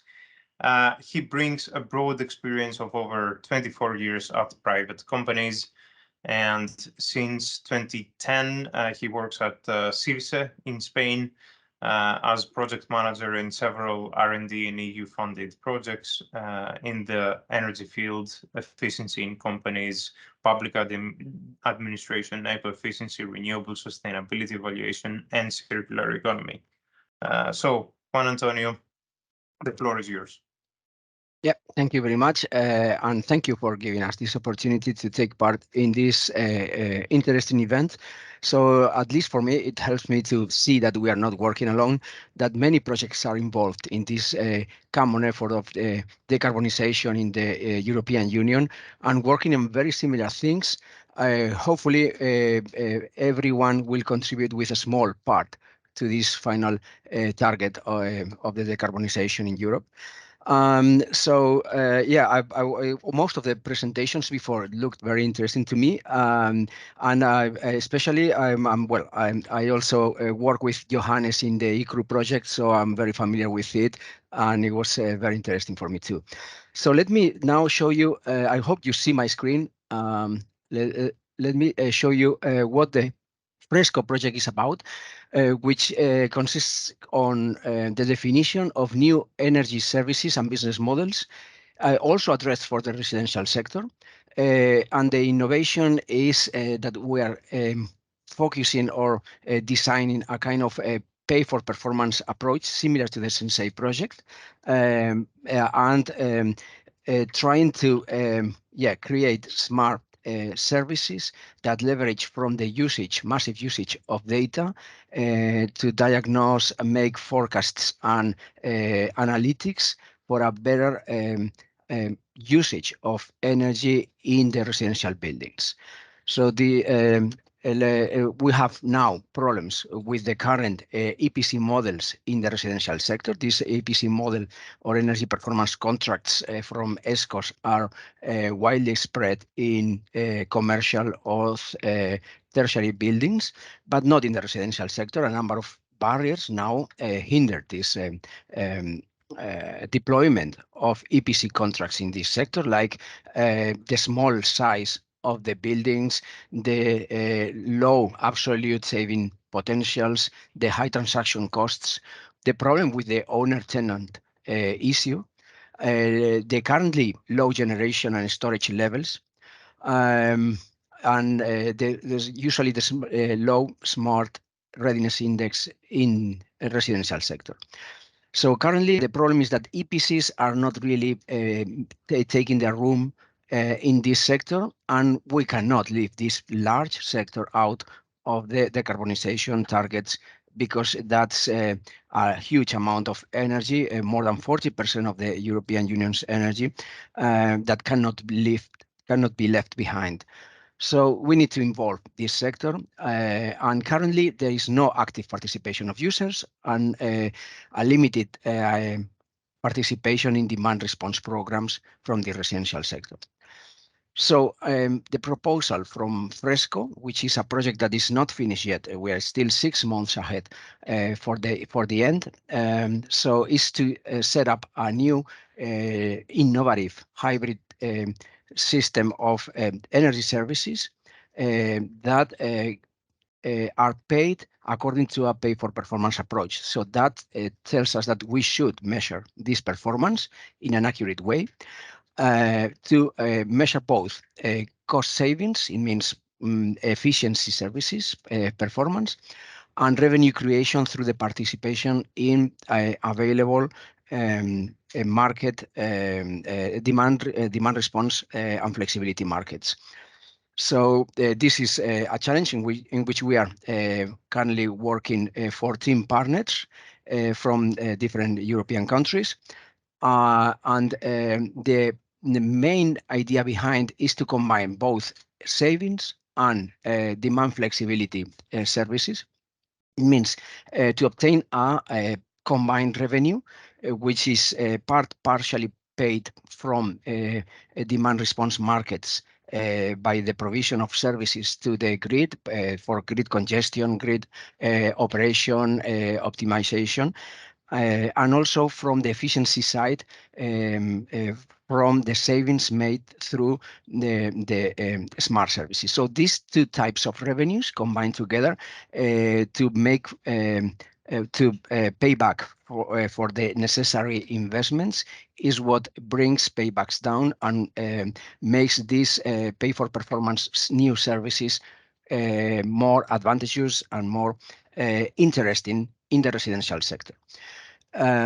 So here you can find a number of services that we proposed that start from smart retrofitting, including, of course, as I said before, energy efficiency and demand flexibility. And also they can be accompanied with non-energy services, which also add value through the same platform of services and using the same data to provide also comfort, air quality, noise reduction, surveillance systems, things that add value to the users and can be provided with the same platform and the same equipment as the rest of the services. So we don't want to delete or get rid of the current EPC models, but we want to build upon them, adding the advantages of the massive usage of data for these new innovative services.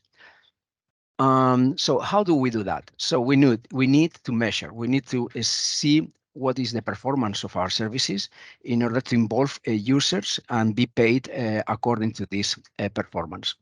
For that, we are developing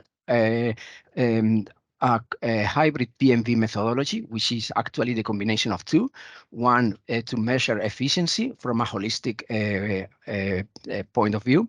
So it means we are assessing efficiency at dwelling or household level, also on a long-term basis, on seasonal baselines, with possible regular adjustments. And this is the way to measure efficiency. And we are also making this compatible with the flexibility assessment, in which we measure flexibility upwards or downwards based on loads. So we measure them on load-based terms for short-term baselining with no adjustments. And this is made by accurate short-term forecasts that we perform on every load participating in the demand response or demand flexibility programs. So the same approach is applied for the non-energy services, also measuring the performance of the services with respect to an objective or a target and on objective basis. So the system that we are implementing in Fresco is made up of a platform, a big data platform, where all data coming from smart meters, from metering devices, sensors, and other specific metering values are stored. They are also ingested, cured, and somehow prepared to be consumed by two different data managers. One is the local demand manager, in which we perform asset energy performance, forecasting, monitoring. We also run personalized analytics for efficiency. And here is where we can also perform automated actions, always on a human-centric approach. It means always keeping the comfort profiles and preferences set by the users.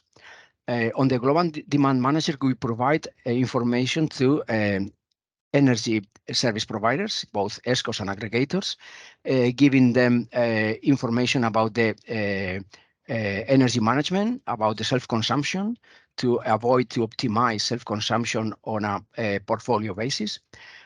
Also enabling to configure virtual power plants for flexibility provision, and use having the interfaces that both ESCOs and aggregators need to perform all these actions. So these all take data and store results in the big data platform. That is also fed from external sources like weather stations or other distributed energy resources. So we have bundled these services according to their value. So these services they don't have to be provided in as a whole, but they can be selected depending on the needs of every dwelling or every user. So we have bundles for ESCO services, including energy efficiency, and including also energy efficiency for consumers and prosumers. We have also bundles for aggregators only that include everything related to the provision of flexibility to the market in aggregated terms. And we have also bundles that include both services. And this is the idea, to have service providers that act as both ESCOs and aggregators, and also offering non-energy services as a complementary added value. The value chain is divided into the opportunity identification and personalized offer, then the commissioning and installation that can be assisted by third parties, the service delivery itself where the user is the center, and the final contract termination that can give way to a new P4P contract better tailored to the needs of the users. So the idea is to combine these two services, ESCOs and aggregators, and obtain market revenues from the provision of services to the grid, and savings directly triggered by explicit and implicit actions of efficiency, either by recommendations followed by users or by automated actions provided by the system. So at the end, the business models, there are two actually, one for ESCOs, providing efficiency, and another one for aggregators, offering flexibility to the grid.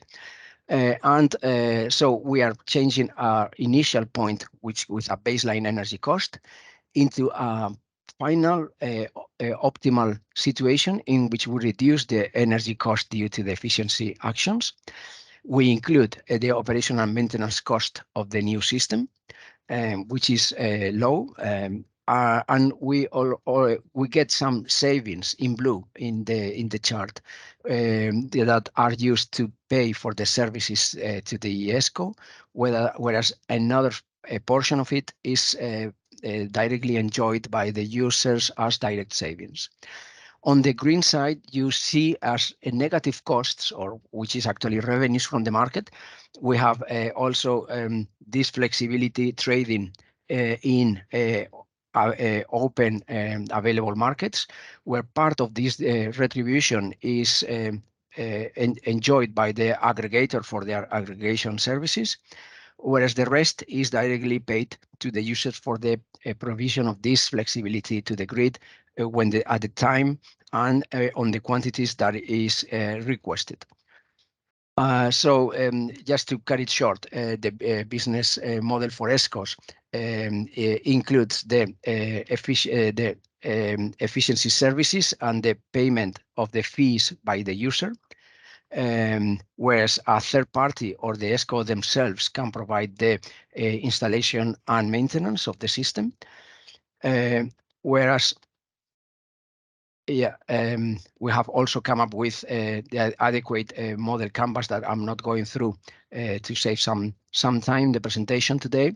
Whereas the aggregator business model, in this case, it is the network operator or those benefiting from these services, the ones that pay the aggregator for the aggregated flexibility, and the aggregator distributes this flexibility according to the participation to every end user. With the same possible installation and maintenance contractual side with third parties. Again, we also identify the values, the pains experienced, the service provided, and the jobs to be completed in our value proposition canvas for aggregators. And this is being tested in 3 different demo sites. One, it's a collective building, a block of apartments in Madrid with collective PV. Another ones are individual small vacational dwellings in Croatia, seasonally occupied. And also we are also testing it in the tertiary sector, in this case in some bungalows in Greece belonging to a hotel where they also share PV generation and storage. We are also facing barriers for ESCOs and aggregators. Some of them are due to regulations. Some of them are just market structure and market practices. The main of them is the still closed market for explicit demand response aggregated energy, which is partially closed or in some cases totally closed in some countries. We know that this is going to be overcome soon, and the directives from the European Union already prompts countries to regulate towards the opening of these markets, but this is not still a reality. We hope it will be soon. So at the moment, we are limiting our demonstration activities to simulate this participation in eventual open markets. A number of barriers and enablers are also identified in the project. Some of the barriers we have already spoken about, and some of the enablers are related to them. Juan Antonio, sorry to interrupt. Maybe we can keep the barriers and the enablers for the last part of our session, because that's exactly what we will be presenting there. Yeah. Yeah, I'm finishing. Just how we are contributing to the barrier mitigation through the provision of the hybrid energy services, to the possibility to configure smart VPP for demand flexibility provision, with the anonymation and encryption techniques for data sharing, with the new PMV protocols and methodology to allow for a P4P approach, and with the living labs to ensure right testing and to be able to test that these services are feasible in the market. So what are the lessons learned so far? So far we are learning that the residential building sector is not still prepared for a wide usage of data in the buildings. Data interoperability is a major issue that we are now facing. We are encountering some reluctancy to explicit automated services in their sector, so people don't like others to regulate or automate the actions and their HVAC and systems. Not all dwellings are prepared to or show a favorable business case. And the implicit efficiency strategies are still very highly dependent on the user behavior. Okay. I finish with some short conclusions. We are finally proving that big data and artificial intelligence are valid techniques in the residential sector that are all fully developed, and we just need to widely apply them in this sector with a high unexplored potential for energy performance. The combination of these two services, the efficiency and demand response, can lead to beneficial and feasible business models. And the way of adopting P4P approaches reduce the lack of trust and enables a wider acceptance of these services in the sector, while the regulatory framework is already moving forward and abating some of the barriers that we are encountering. This is mainly the contents of my presentation, so I will be open to questions either now or later. So thank you very much for your time and attention. Thank you, Juan Antonio. And I see Luciano already has a question. So Luciano, please go ahead. Yes, thank you. I have a question regarding the two business models that you have presented. So the question is there an interaction between the two business models, or they have been developed independently from each other? So are ESCO maybe facilitating the demand response service, or they are completely independent? Thank you, Luciano, for your question, because it's very relevant. At the end, the advantage is that the equipment needed to capture the data to provide the two services is the same. So the investments needed in all the data capturing systems, the gateways, and the system to treat this data, whether they are now to provide efficiency services or flexibility, is the same. So of course, the applications to the two business models are different. So there are some applications that work with data using the same data to provide accurate short-term forecasts for flexibility, whereas the same data can be used for the optimal usage of energy to provide savings. So that's the combination of the two hybrid models. So of course the models are different, the application is different, but the infrastructure that is needed to collect this data and make it consumable is the same.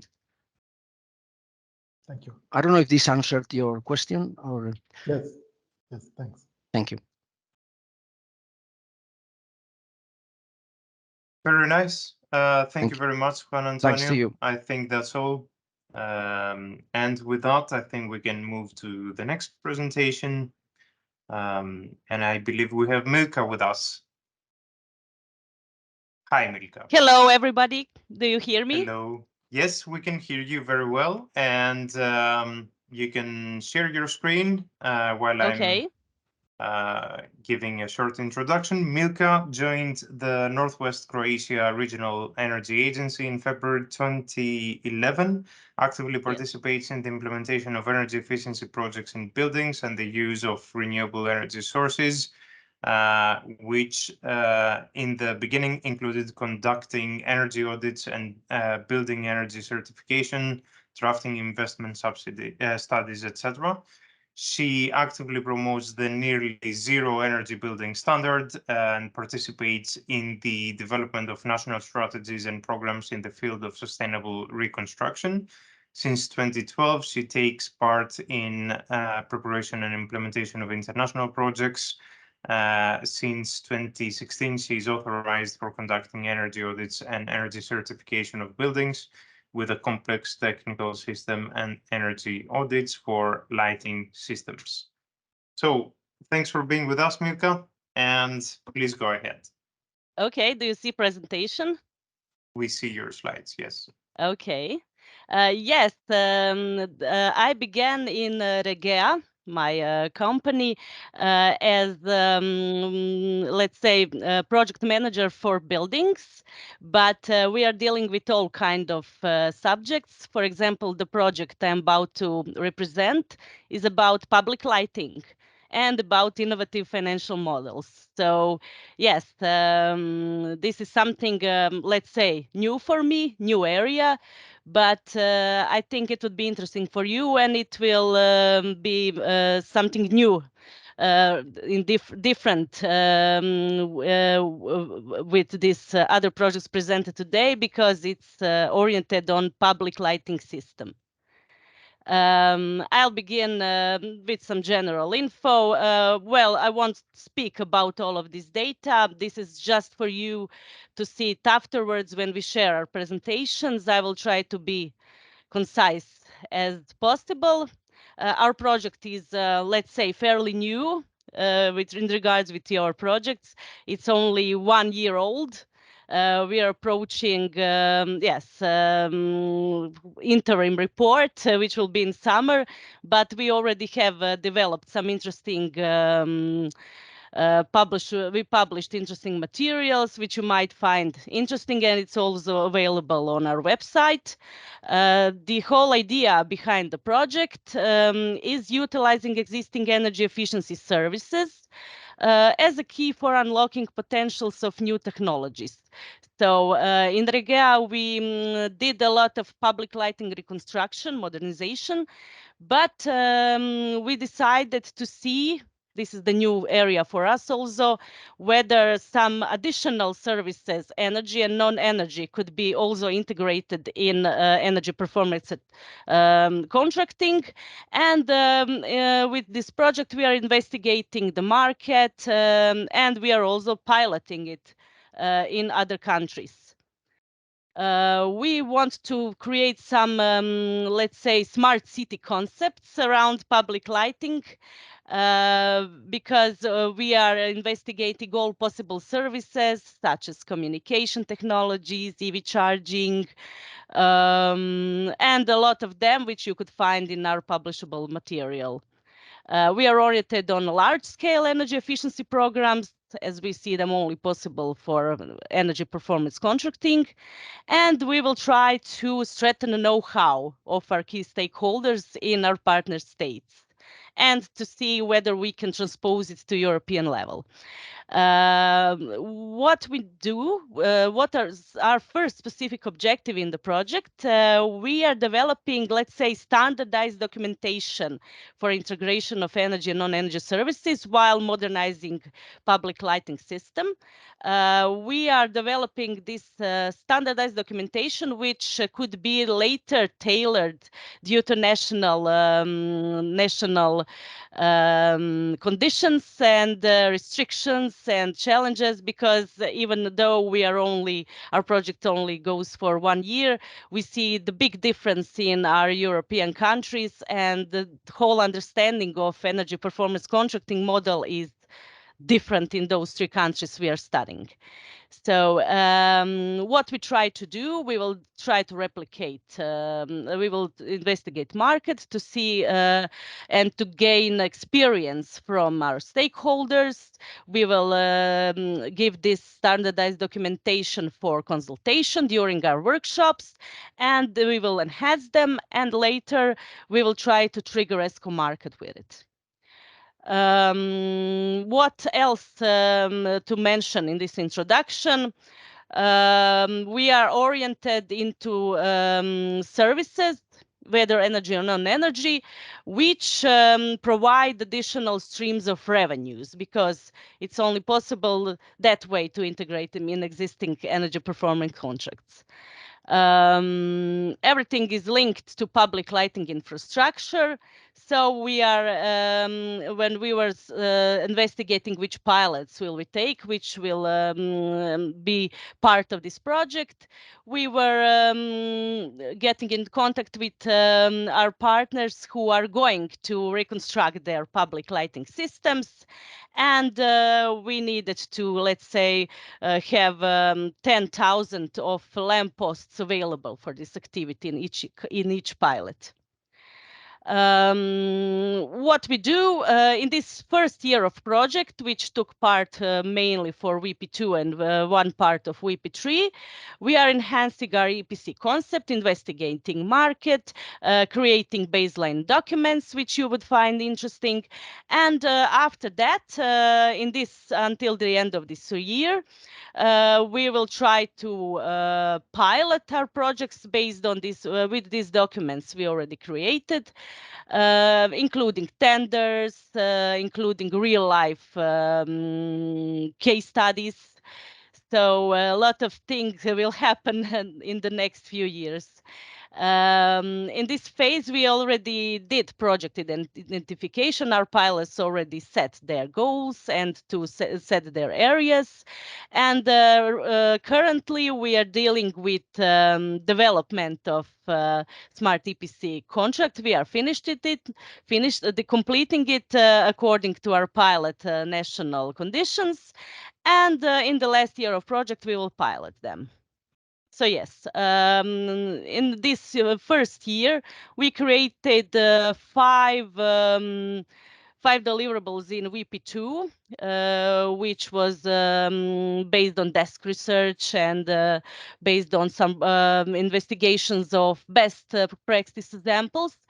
So I will represent some of them later, because all of those which you see in this blue area, we already created. Yes, it's all been created, so it's all available, and most of that is already online. Next, in this year, we will use all of that to enhance existing draft contract we already made to provide tenders, and later we will have some experience for real piloting. We have many partners. You can browse it afterwards when you get the presentation. Regea is coordinator. We have technical partners. We have 3 partner country, which is for pilots. We have 2 pilots from Spain, which is the municipality of Rivas, municipality of Murcia. We also have 2 cities from Poland, Warsaw and Krakow, and 1 region from France, Sienne, which is 3 municipalities in together.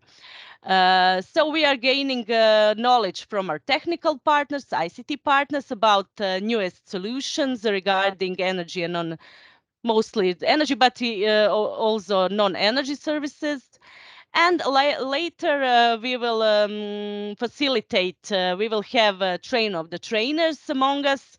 It's about, again, every partner, municipalities or cities are led by their own country facilitator. In Spain, it is ESCAN.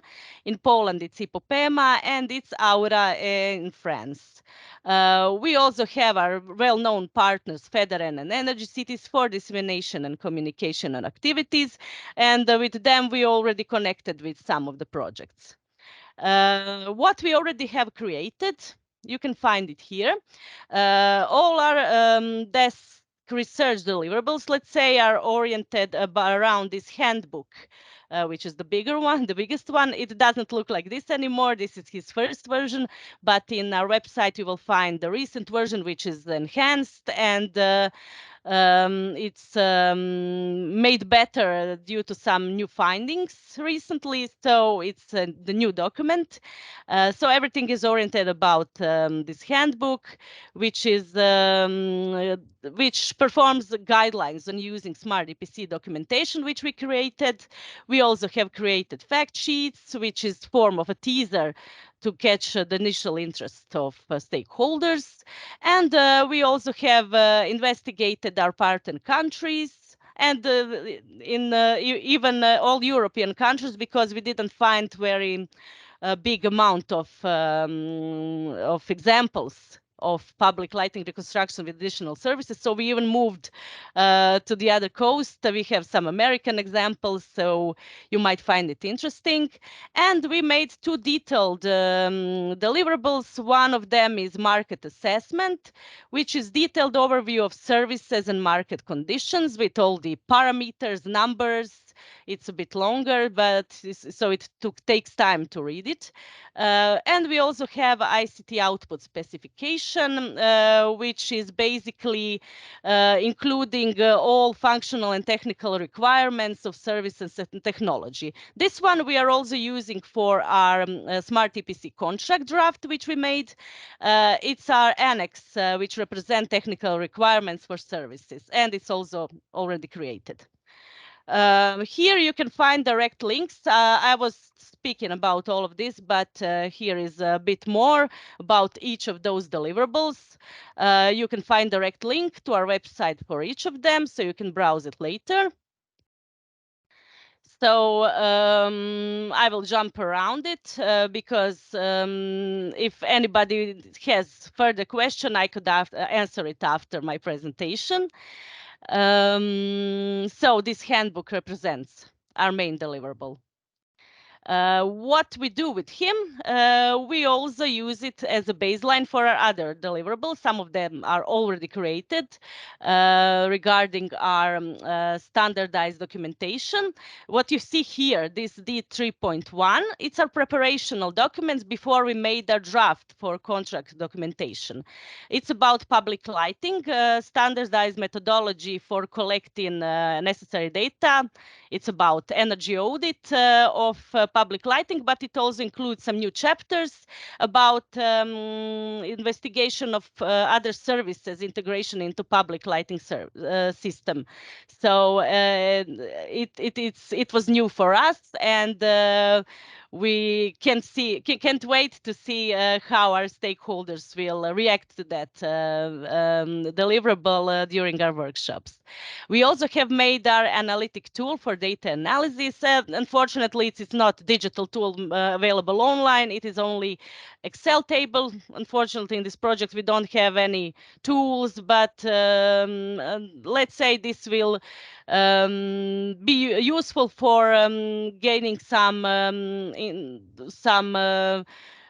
initial parameters and to do some calculations before you do your study. We also have created the action plan draft. It is not really necessary, but in Croatia we found it useful to present our project to decision makers, to local authorities. So with this action plan, including all of important parts, you can easily represent your projects to decision makers. And of course, you can develop it and based on your national conditions. This documentation is in high draft version, Smart EPC contract documentation. And we also have developed is being developed tender documentation, which will be made until the end of July. I think I will later check this deadline. This documentation is our main deliverable in this first year of project, as it is be tested during the next project phase. What we have made with this preparation before we made this standards contract documentation, this is what I was talking about. This is in detail the procedure and instructions for collecting necessary inventory data during the energy audit, how to analyze the data afterwards, technical and financial analysis, and after how to represent it to your decision makers. We also have, so this is our main deliverable here. This standardized contract and tender documentations was made in accordance with Eurostat accounting rules. It includes all the needed info, such as the general structure, annexes. There are so many annexes in it, so you have something to read. All the technical requirements, all the specific stipulation, output specification, related payment mechanisms, which are all relevant for services, and with focus, of course, with those with potential to generate additional revenue. After that, during the next few months, we will adapt this standardized documentation according to our pilot conditions for our 3 countries I was talking about before. After that, we need to test our documentation. So by October this year, we will have our workshops with stakeholders to show them and present the documentation and to see whether they agree with it, whether they have some other comments, how to enhance it. So even though our project main stakeholders are local authorities, during this workshop, we are asking all kinds of stakeholders, ESCOs, financial institutions to come and to get insight into our documentation and to provide us with some feedback to make it better. We will have 2 workshops per pilot country about that. We also have, let's say, train the trainer session with our facilitators.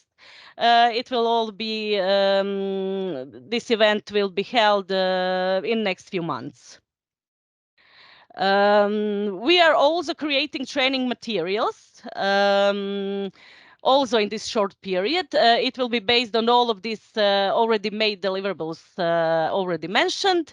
We are creating presentations and short learning videos, and we are focusing that our facilitators, which are energy agency in partner countries, financial institutions with a lot of connections, energy institutions, to cover the specific needs and to represent all of what we have learned to their own municipalities and cities they are collaborating with. So we are gaining to get in contact in as many facilitators. So the more facilitators, the more cities and municipalities we will contact. All the materials will be also available in pilot national languages. For now, it's only in English.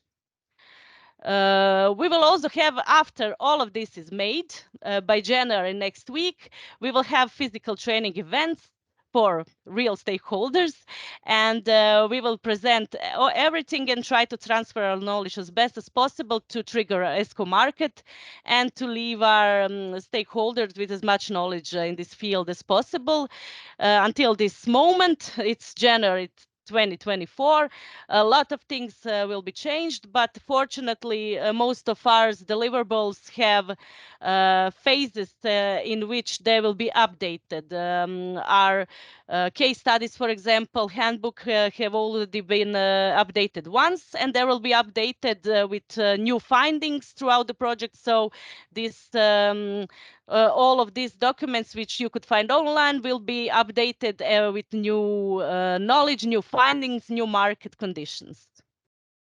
I won't represent this piloting because it's a long way until now, but you can see what we will try to do. We are also preparing tender for a pilot country, then piloting it, and after that we will have some great knowledge and great experience which we could transfer later. I will try to move on to lessons learned now, and regarding all of this which I quickly browsed, you can ask me in detail. What we found during our desk research and market research, that number of projects included a number of projects explored and tested a lot of technology services included in Smart EPC, but there is not a real example of combining them in all in one project under energy performance contract. For example, in our deliverables, we already have made a list of projects who are similar, a list of case studies which are similar to something we will try to create, but we didn't have really many examples of what we need to create. So we really need to start over new, let's say, not really based on somebody else's knowledge. There are also numerous smart city applications who are being tested and piloted, and we are investigating on a monthly basis new technologies on market and new findings.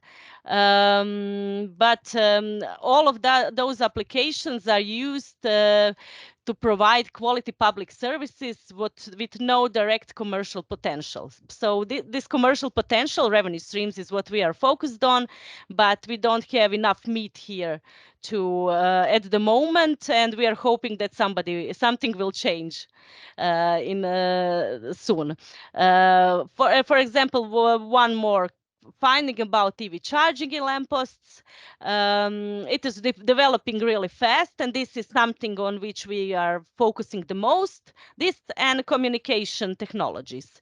So the main commercial services we decided to focus on are EV charging and communication services. We will try to use the lampposts and to present them as there's no need to put another infrastructure for all the services which are developing in any case. So we are presenting that adding all these services into public lighting system will be really useful and not fast and simple, because it's already existing infrastructure, and because there are many benefits on which I would maybe speak later when we focus on our barriers. So I will try to finish with some benefits of this case.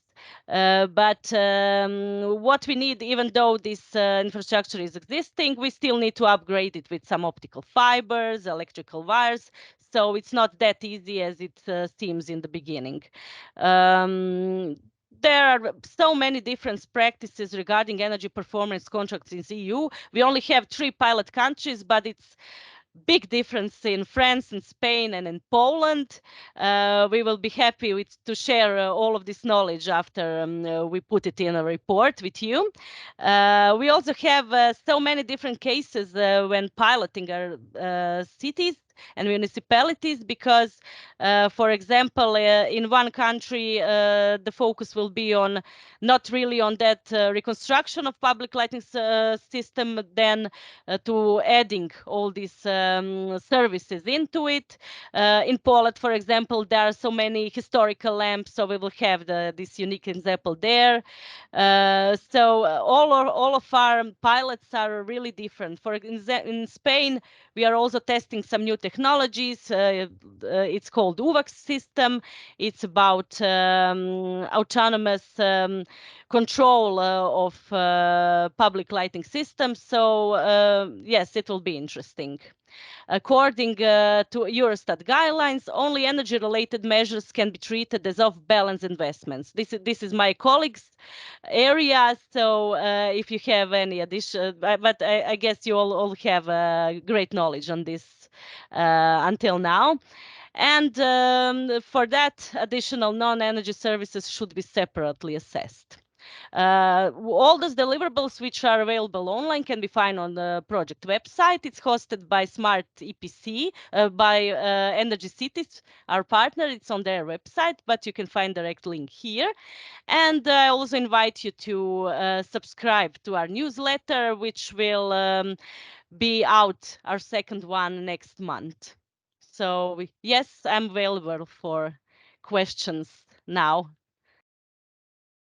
Thank you very much, Milka. Very nice to see the very big engagement efforts on the local level, because I think this is important for all 5 projects presented today. But in your case, I think it's particularly relevant indeed. I see Yes, Luciano. Yes, but please. maybe just to quickly give an additional comment to your comment. Yes, in Croatia, we are regional energy agency and we are dealing with local authorities. So for the last 15 years, it will be our 15th birthday in June this year. We are dealing with local authorities. So we have a lot of good contact with them, with our 4 counties which made us. So we have good experience, and they have confined in us, let's say. So whatever we propose, they say yes. So we tried to use our level of knowledge and level of expertise, and we are dealing with local authorities mostly. Positive to see the trust they have in you. Yeah. Luciano? Yes. Any Yes, questions? I wanted to ask what are the main tools that the project is developing to make an EPC smarter, other than the training, because you mentioned already the training. Excuse me, can you repeat your question? Something was wrong with my... Yeah, so what are the main tools that the project is developing to make the EPCs smarter? Other than the training, I saw the training that you have some training. Yes, our main tool is this documentation, standardized documentation for all European, not only our partners, but we will try to raise it to European level. So whoever is modernizing public lighting infrastructure and added additional services could use this uniform documentation. It is a tailor-made documentation. It has all the possible chapters, and whenever some partner decides to use it, he just cuts the parts he doesn't want, and this is the way it's made. And it has lots of annexes. It's a really big document which you can tailor-made based on your conditions. And of course, it will be changed during the project as we will have. The real experience is just coming by. Okay, thank you. Thank you very much, Milka. And I think with your presentation, now we can move to the last part of our discussion, which is going to be a discussion on barriers and challenges to accelerate progress towards smarter and more efficient buildings and energy systems. The way we're going to structure it, it's going to be a bit of a roundtable, really, between the 5 speakers, the 5 presenters, representatives of the projects today, where we will allow maybe just a couple of minutes, very, very shortly, to recap and reflect on the barriers and challenges you have identified in your projects or beyond even your projects. And hopefully we still have some time left in the end for a few more questions by our attendants. So maybe we start with Milka. Let's do it the other way around now. We start with Milka because we have Smart EPC now very fresh in our minds, so it will be nice to continue with that. So Milka, what are the main barriers and challenges you've identified throughout this process. Yes, we have identified some barriers and challenges. You can find it even on our handbook or fact sheets. I could maybe we can still list. see your screen, so maybe you can stop sharing so that Okay. we have it Sorry. in a more discussion-like Oh, okay. interaction. Yeah, thank you. Well, we have some universal barriers from my colleagues' experience before Smart EPC project even began. It is that the EPC model is not universally applicable.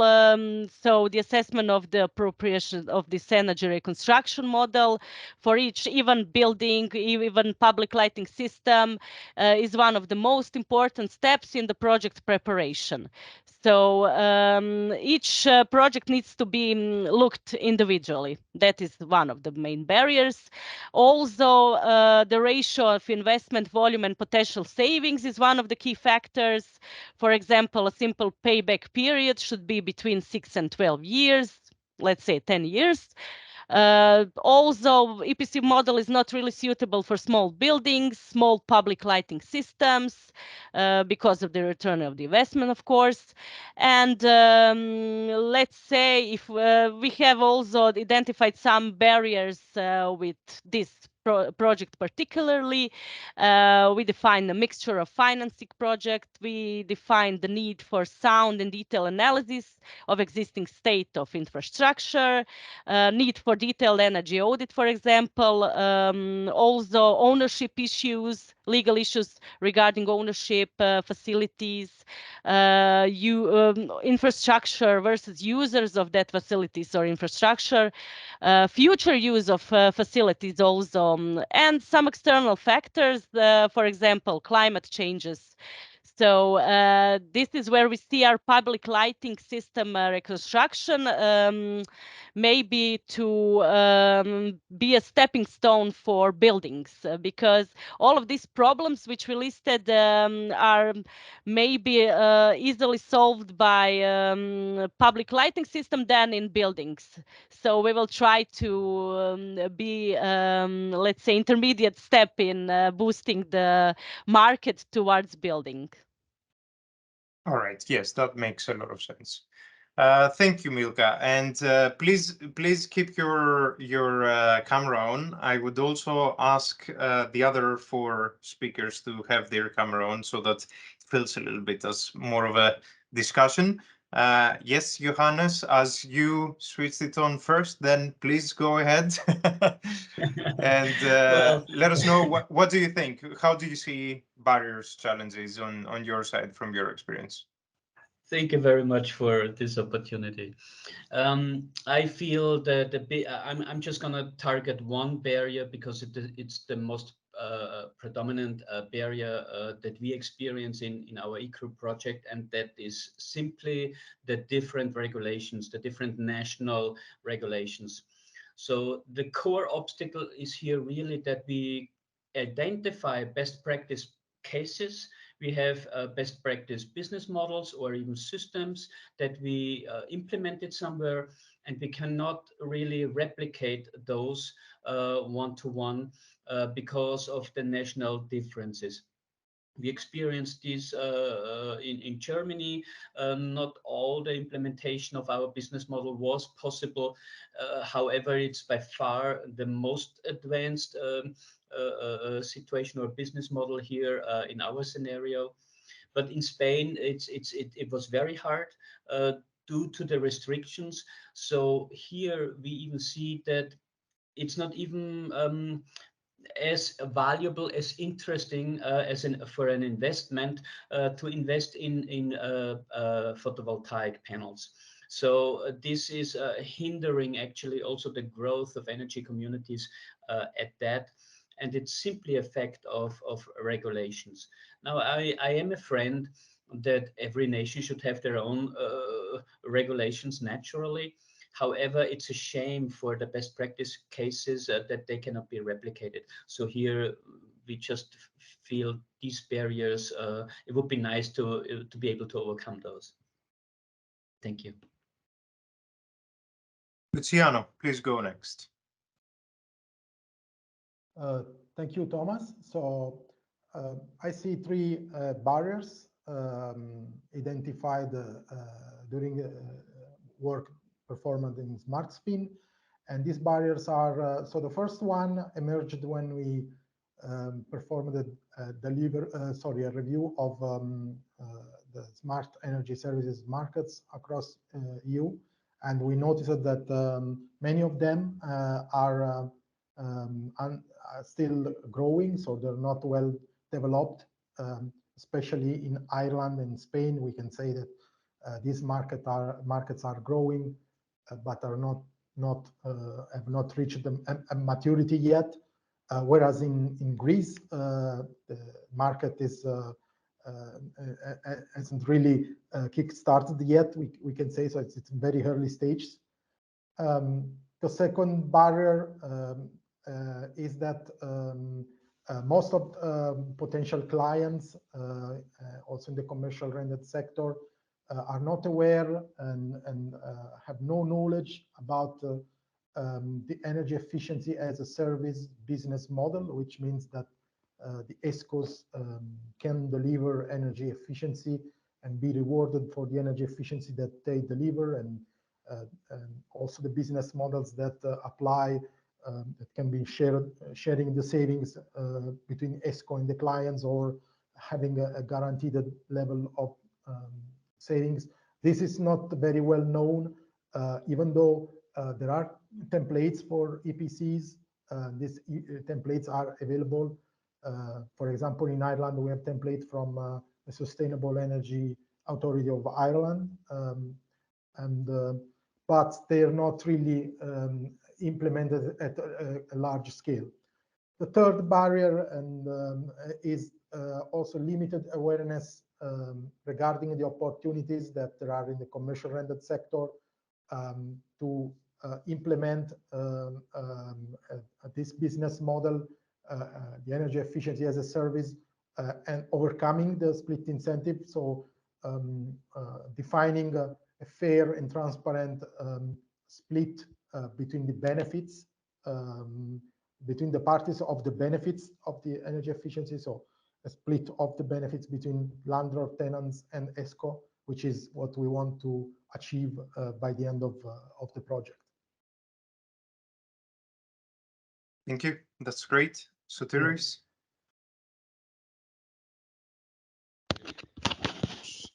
Sensei is a bit different than the other projects, because the concept of pay for performance, at least as you can see it in the US, is 100% policy driven. It's not, if there is no policies there that actually require the pay for performance approach to be implemented, you will not see it. No market actor has actually an incentive to do it. So the question now becomes if it makes sense for such policy to be implemented in Europe. And at least the Sensei project concluded that it is, because A, you can forget about the energy system at all and say that pay for performance is a way to distribute subsidies for energy efficiency that we already do. A lot of countries provide subsidies for energy efficiency. Okay, pay for performance would increase accountability. So you don't pay for things that you may or may not get. You pay for things that are actually have been achieved. And there's the counter argument that says, yes, but that's more complicated. So, okay, then we have an additional component that says, if you have pay for performance as a way to distribute subsidies, then you can also link it to the power system. And this also requires some sort of regulation, because in Sensei we had this this setback. I got a bit disappointed at some point in the middle of the project, because you approached system operators in Europe and they said no. Energy efficiency should be regarded as something very different and separated from the power system, and it's fine to remain like that. Then we approached energy agencies and authorities for energy. And they said, okay, is there a successful example in Europe already? If not, then we're not interested. If there is, let us know.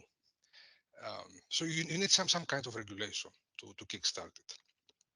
But as I mentioned in my presentation, if you do it, then you can create and learn and set up a lot of things that will actually help energy efficiency business models independently of pay for performance.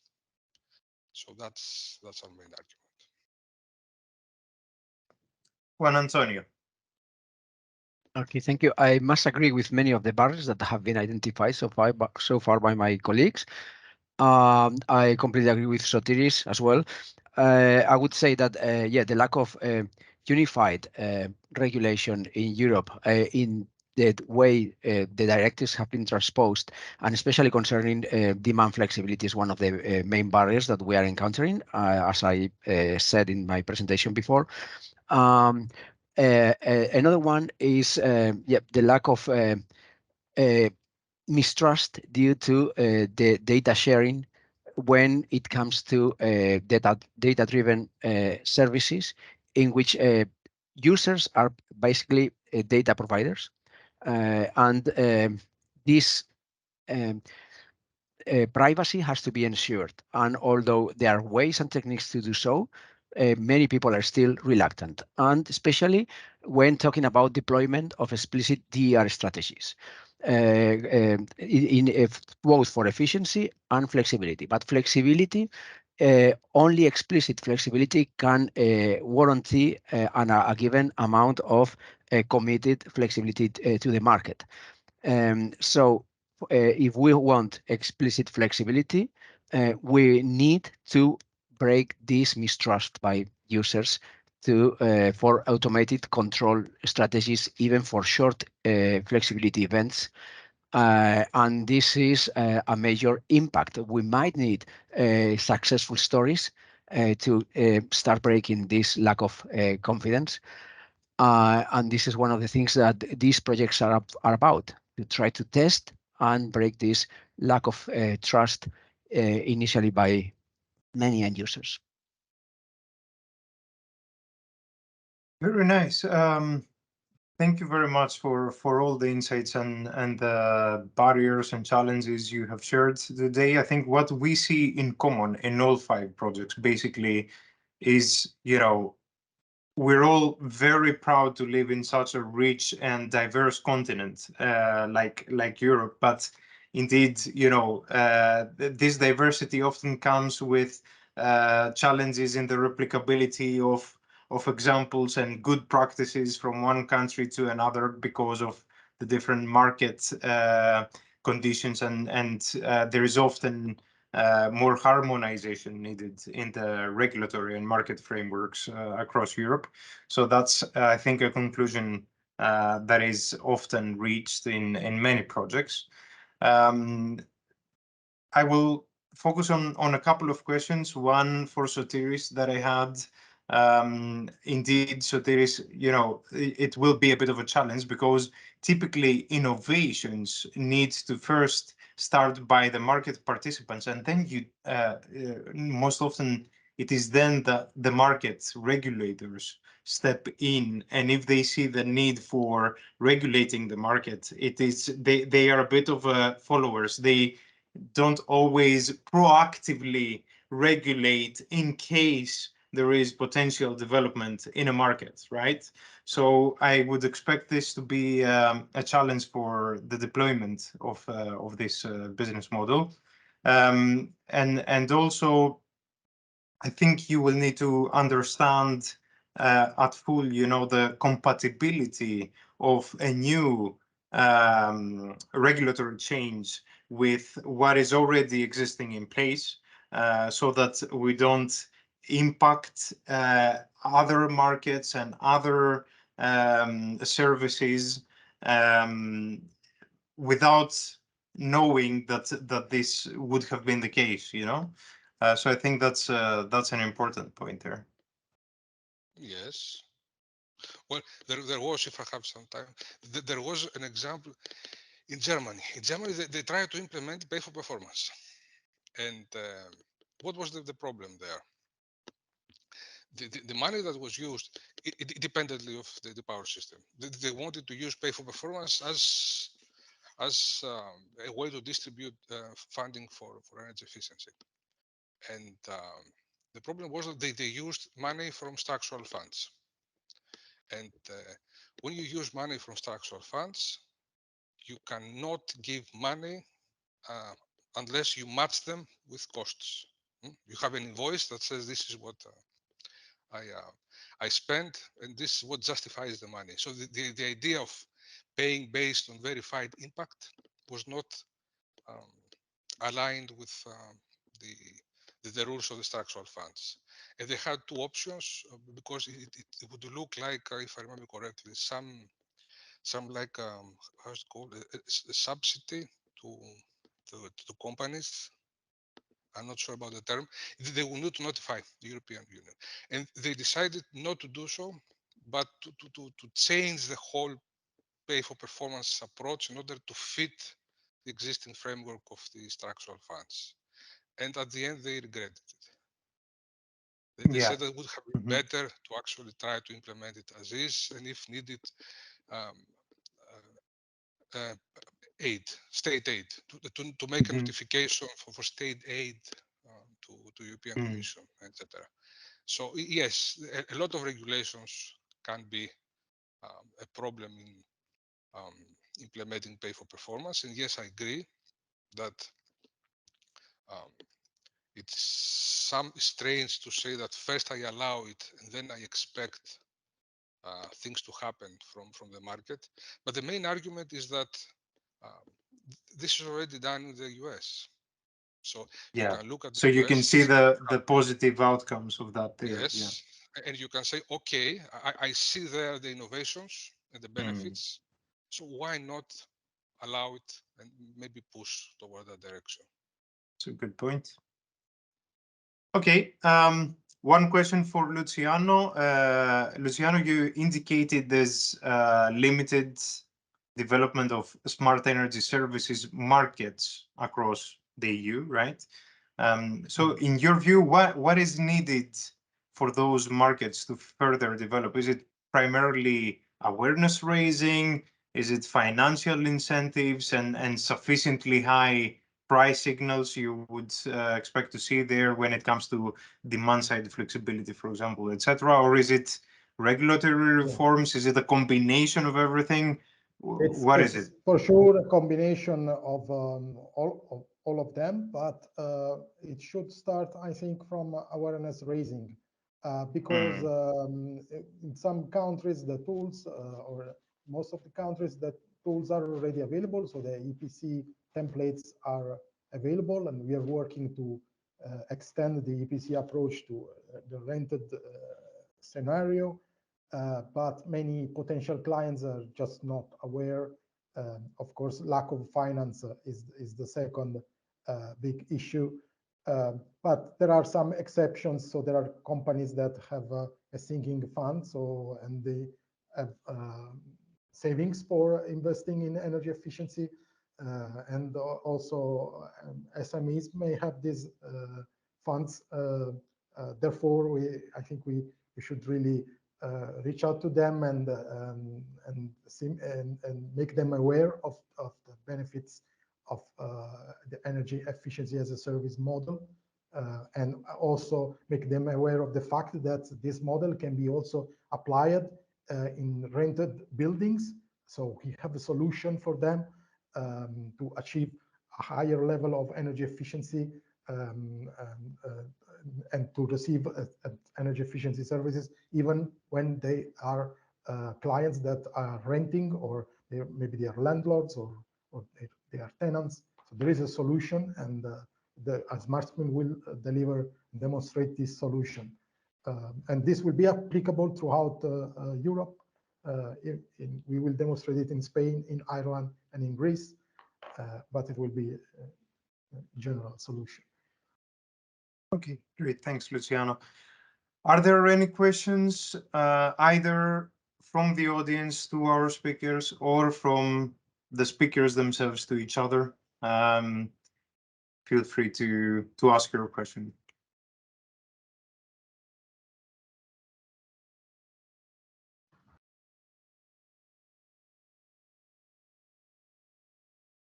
more than 5 seconds of silence gives me the right then to say, okay, we're already 10 minutes past, a bit late. So thank you very much for staying with us, for spending your morning with us today. I see that a lot of participants stayed until the end, most of the participants, which gives me hope that this has been fruitful for everyone.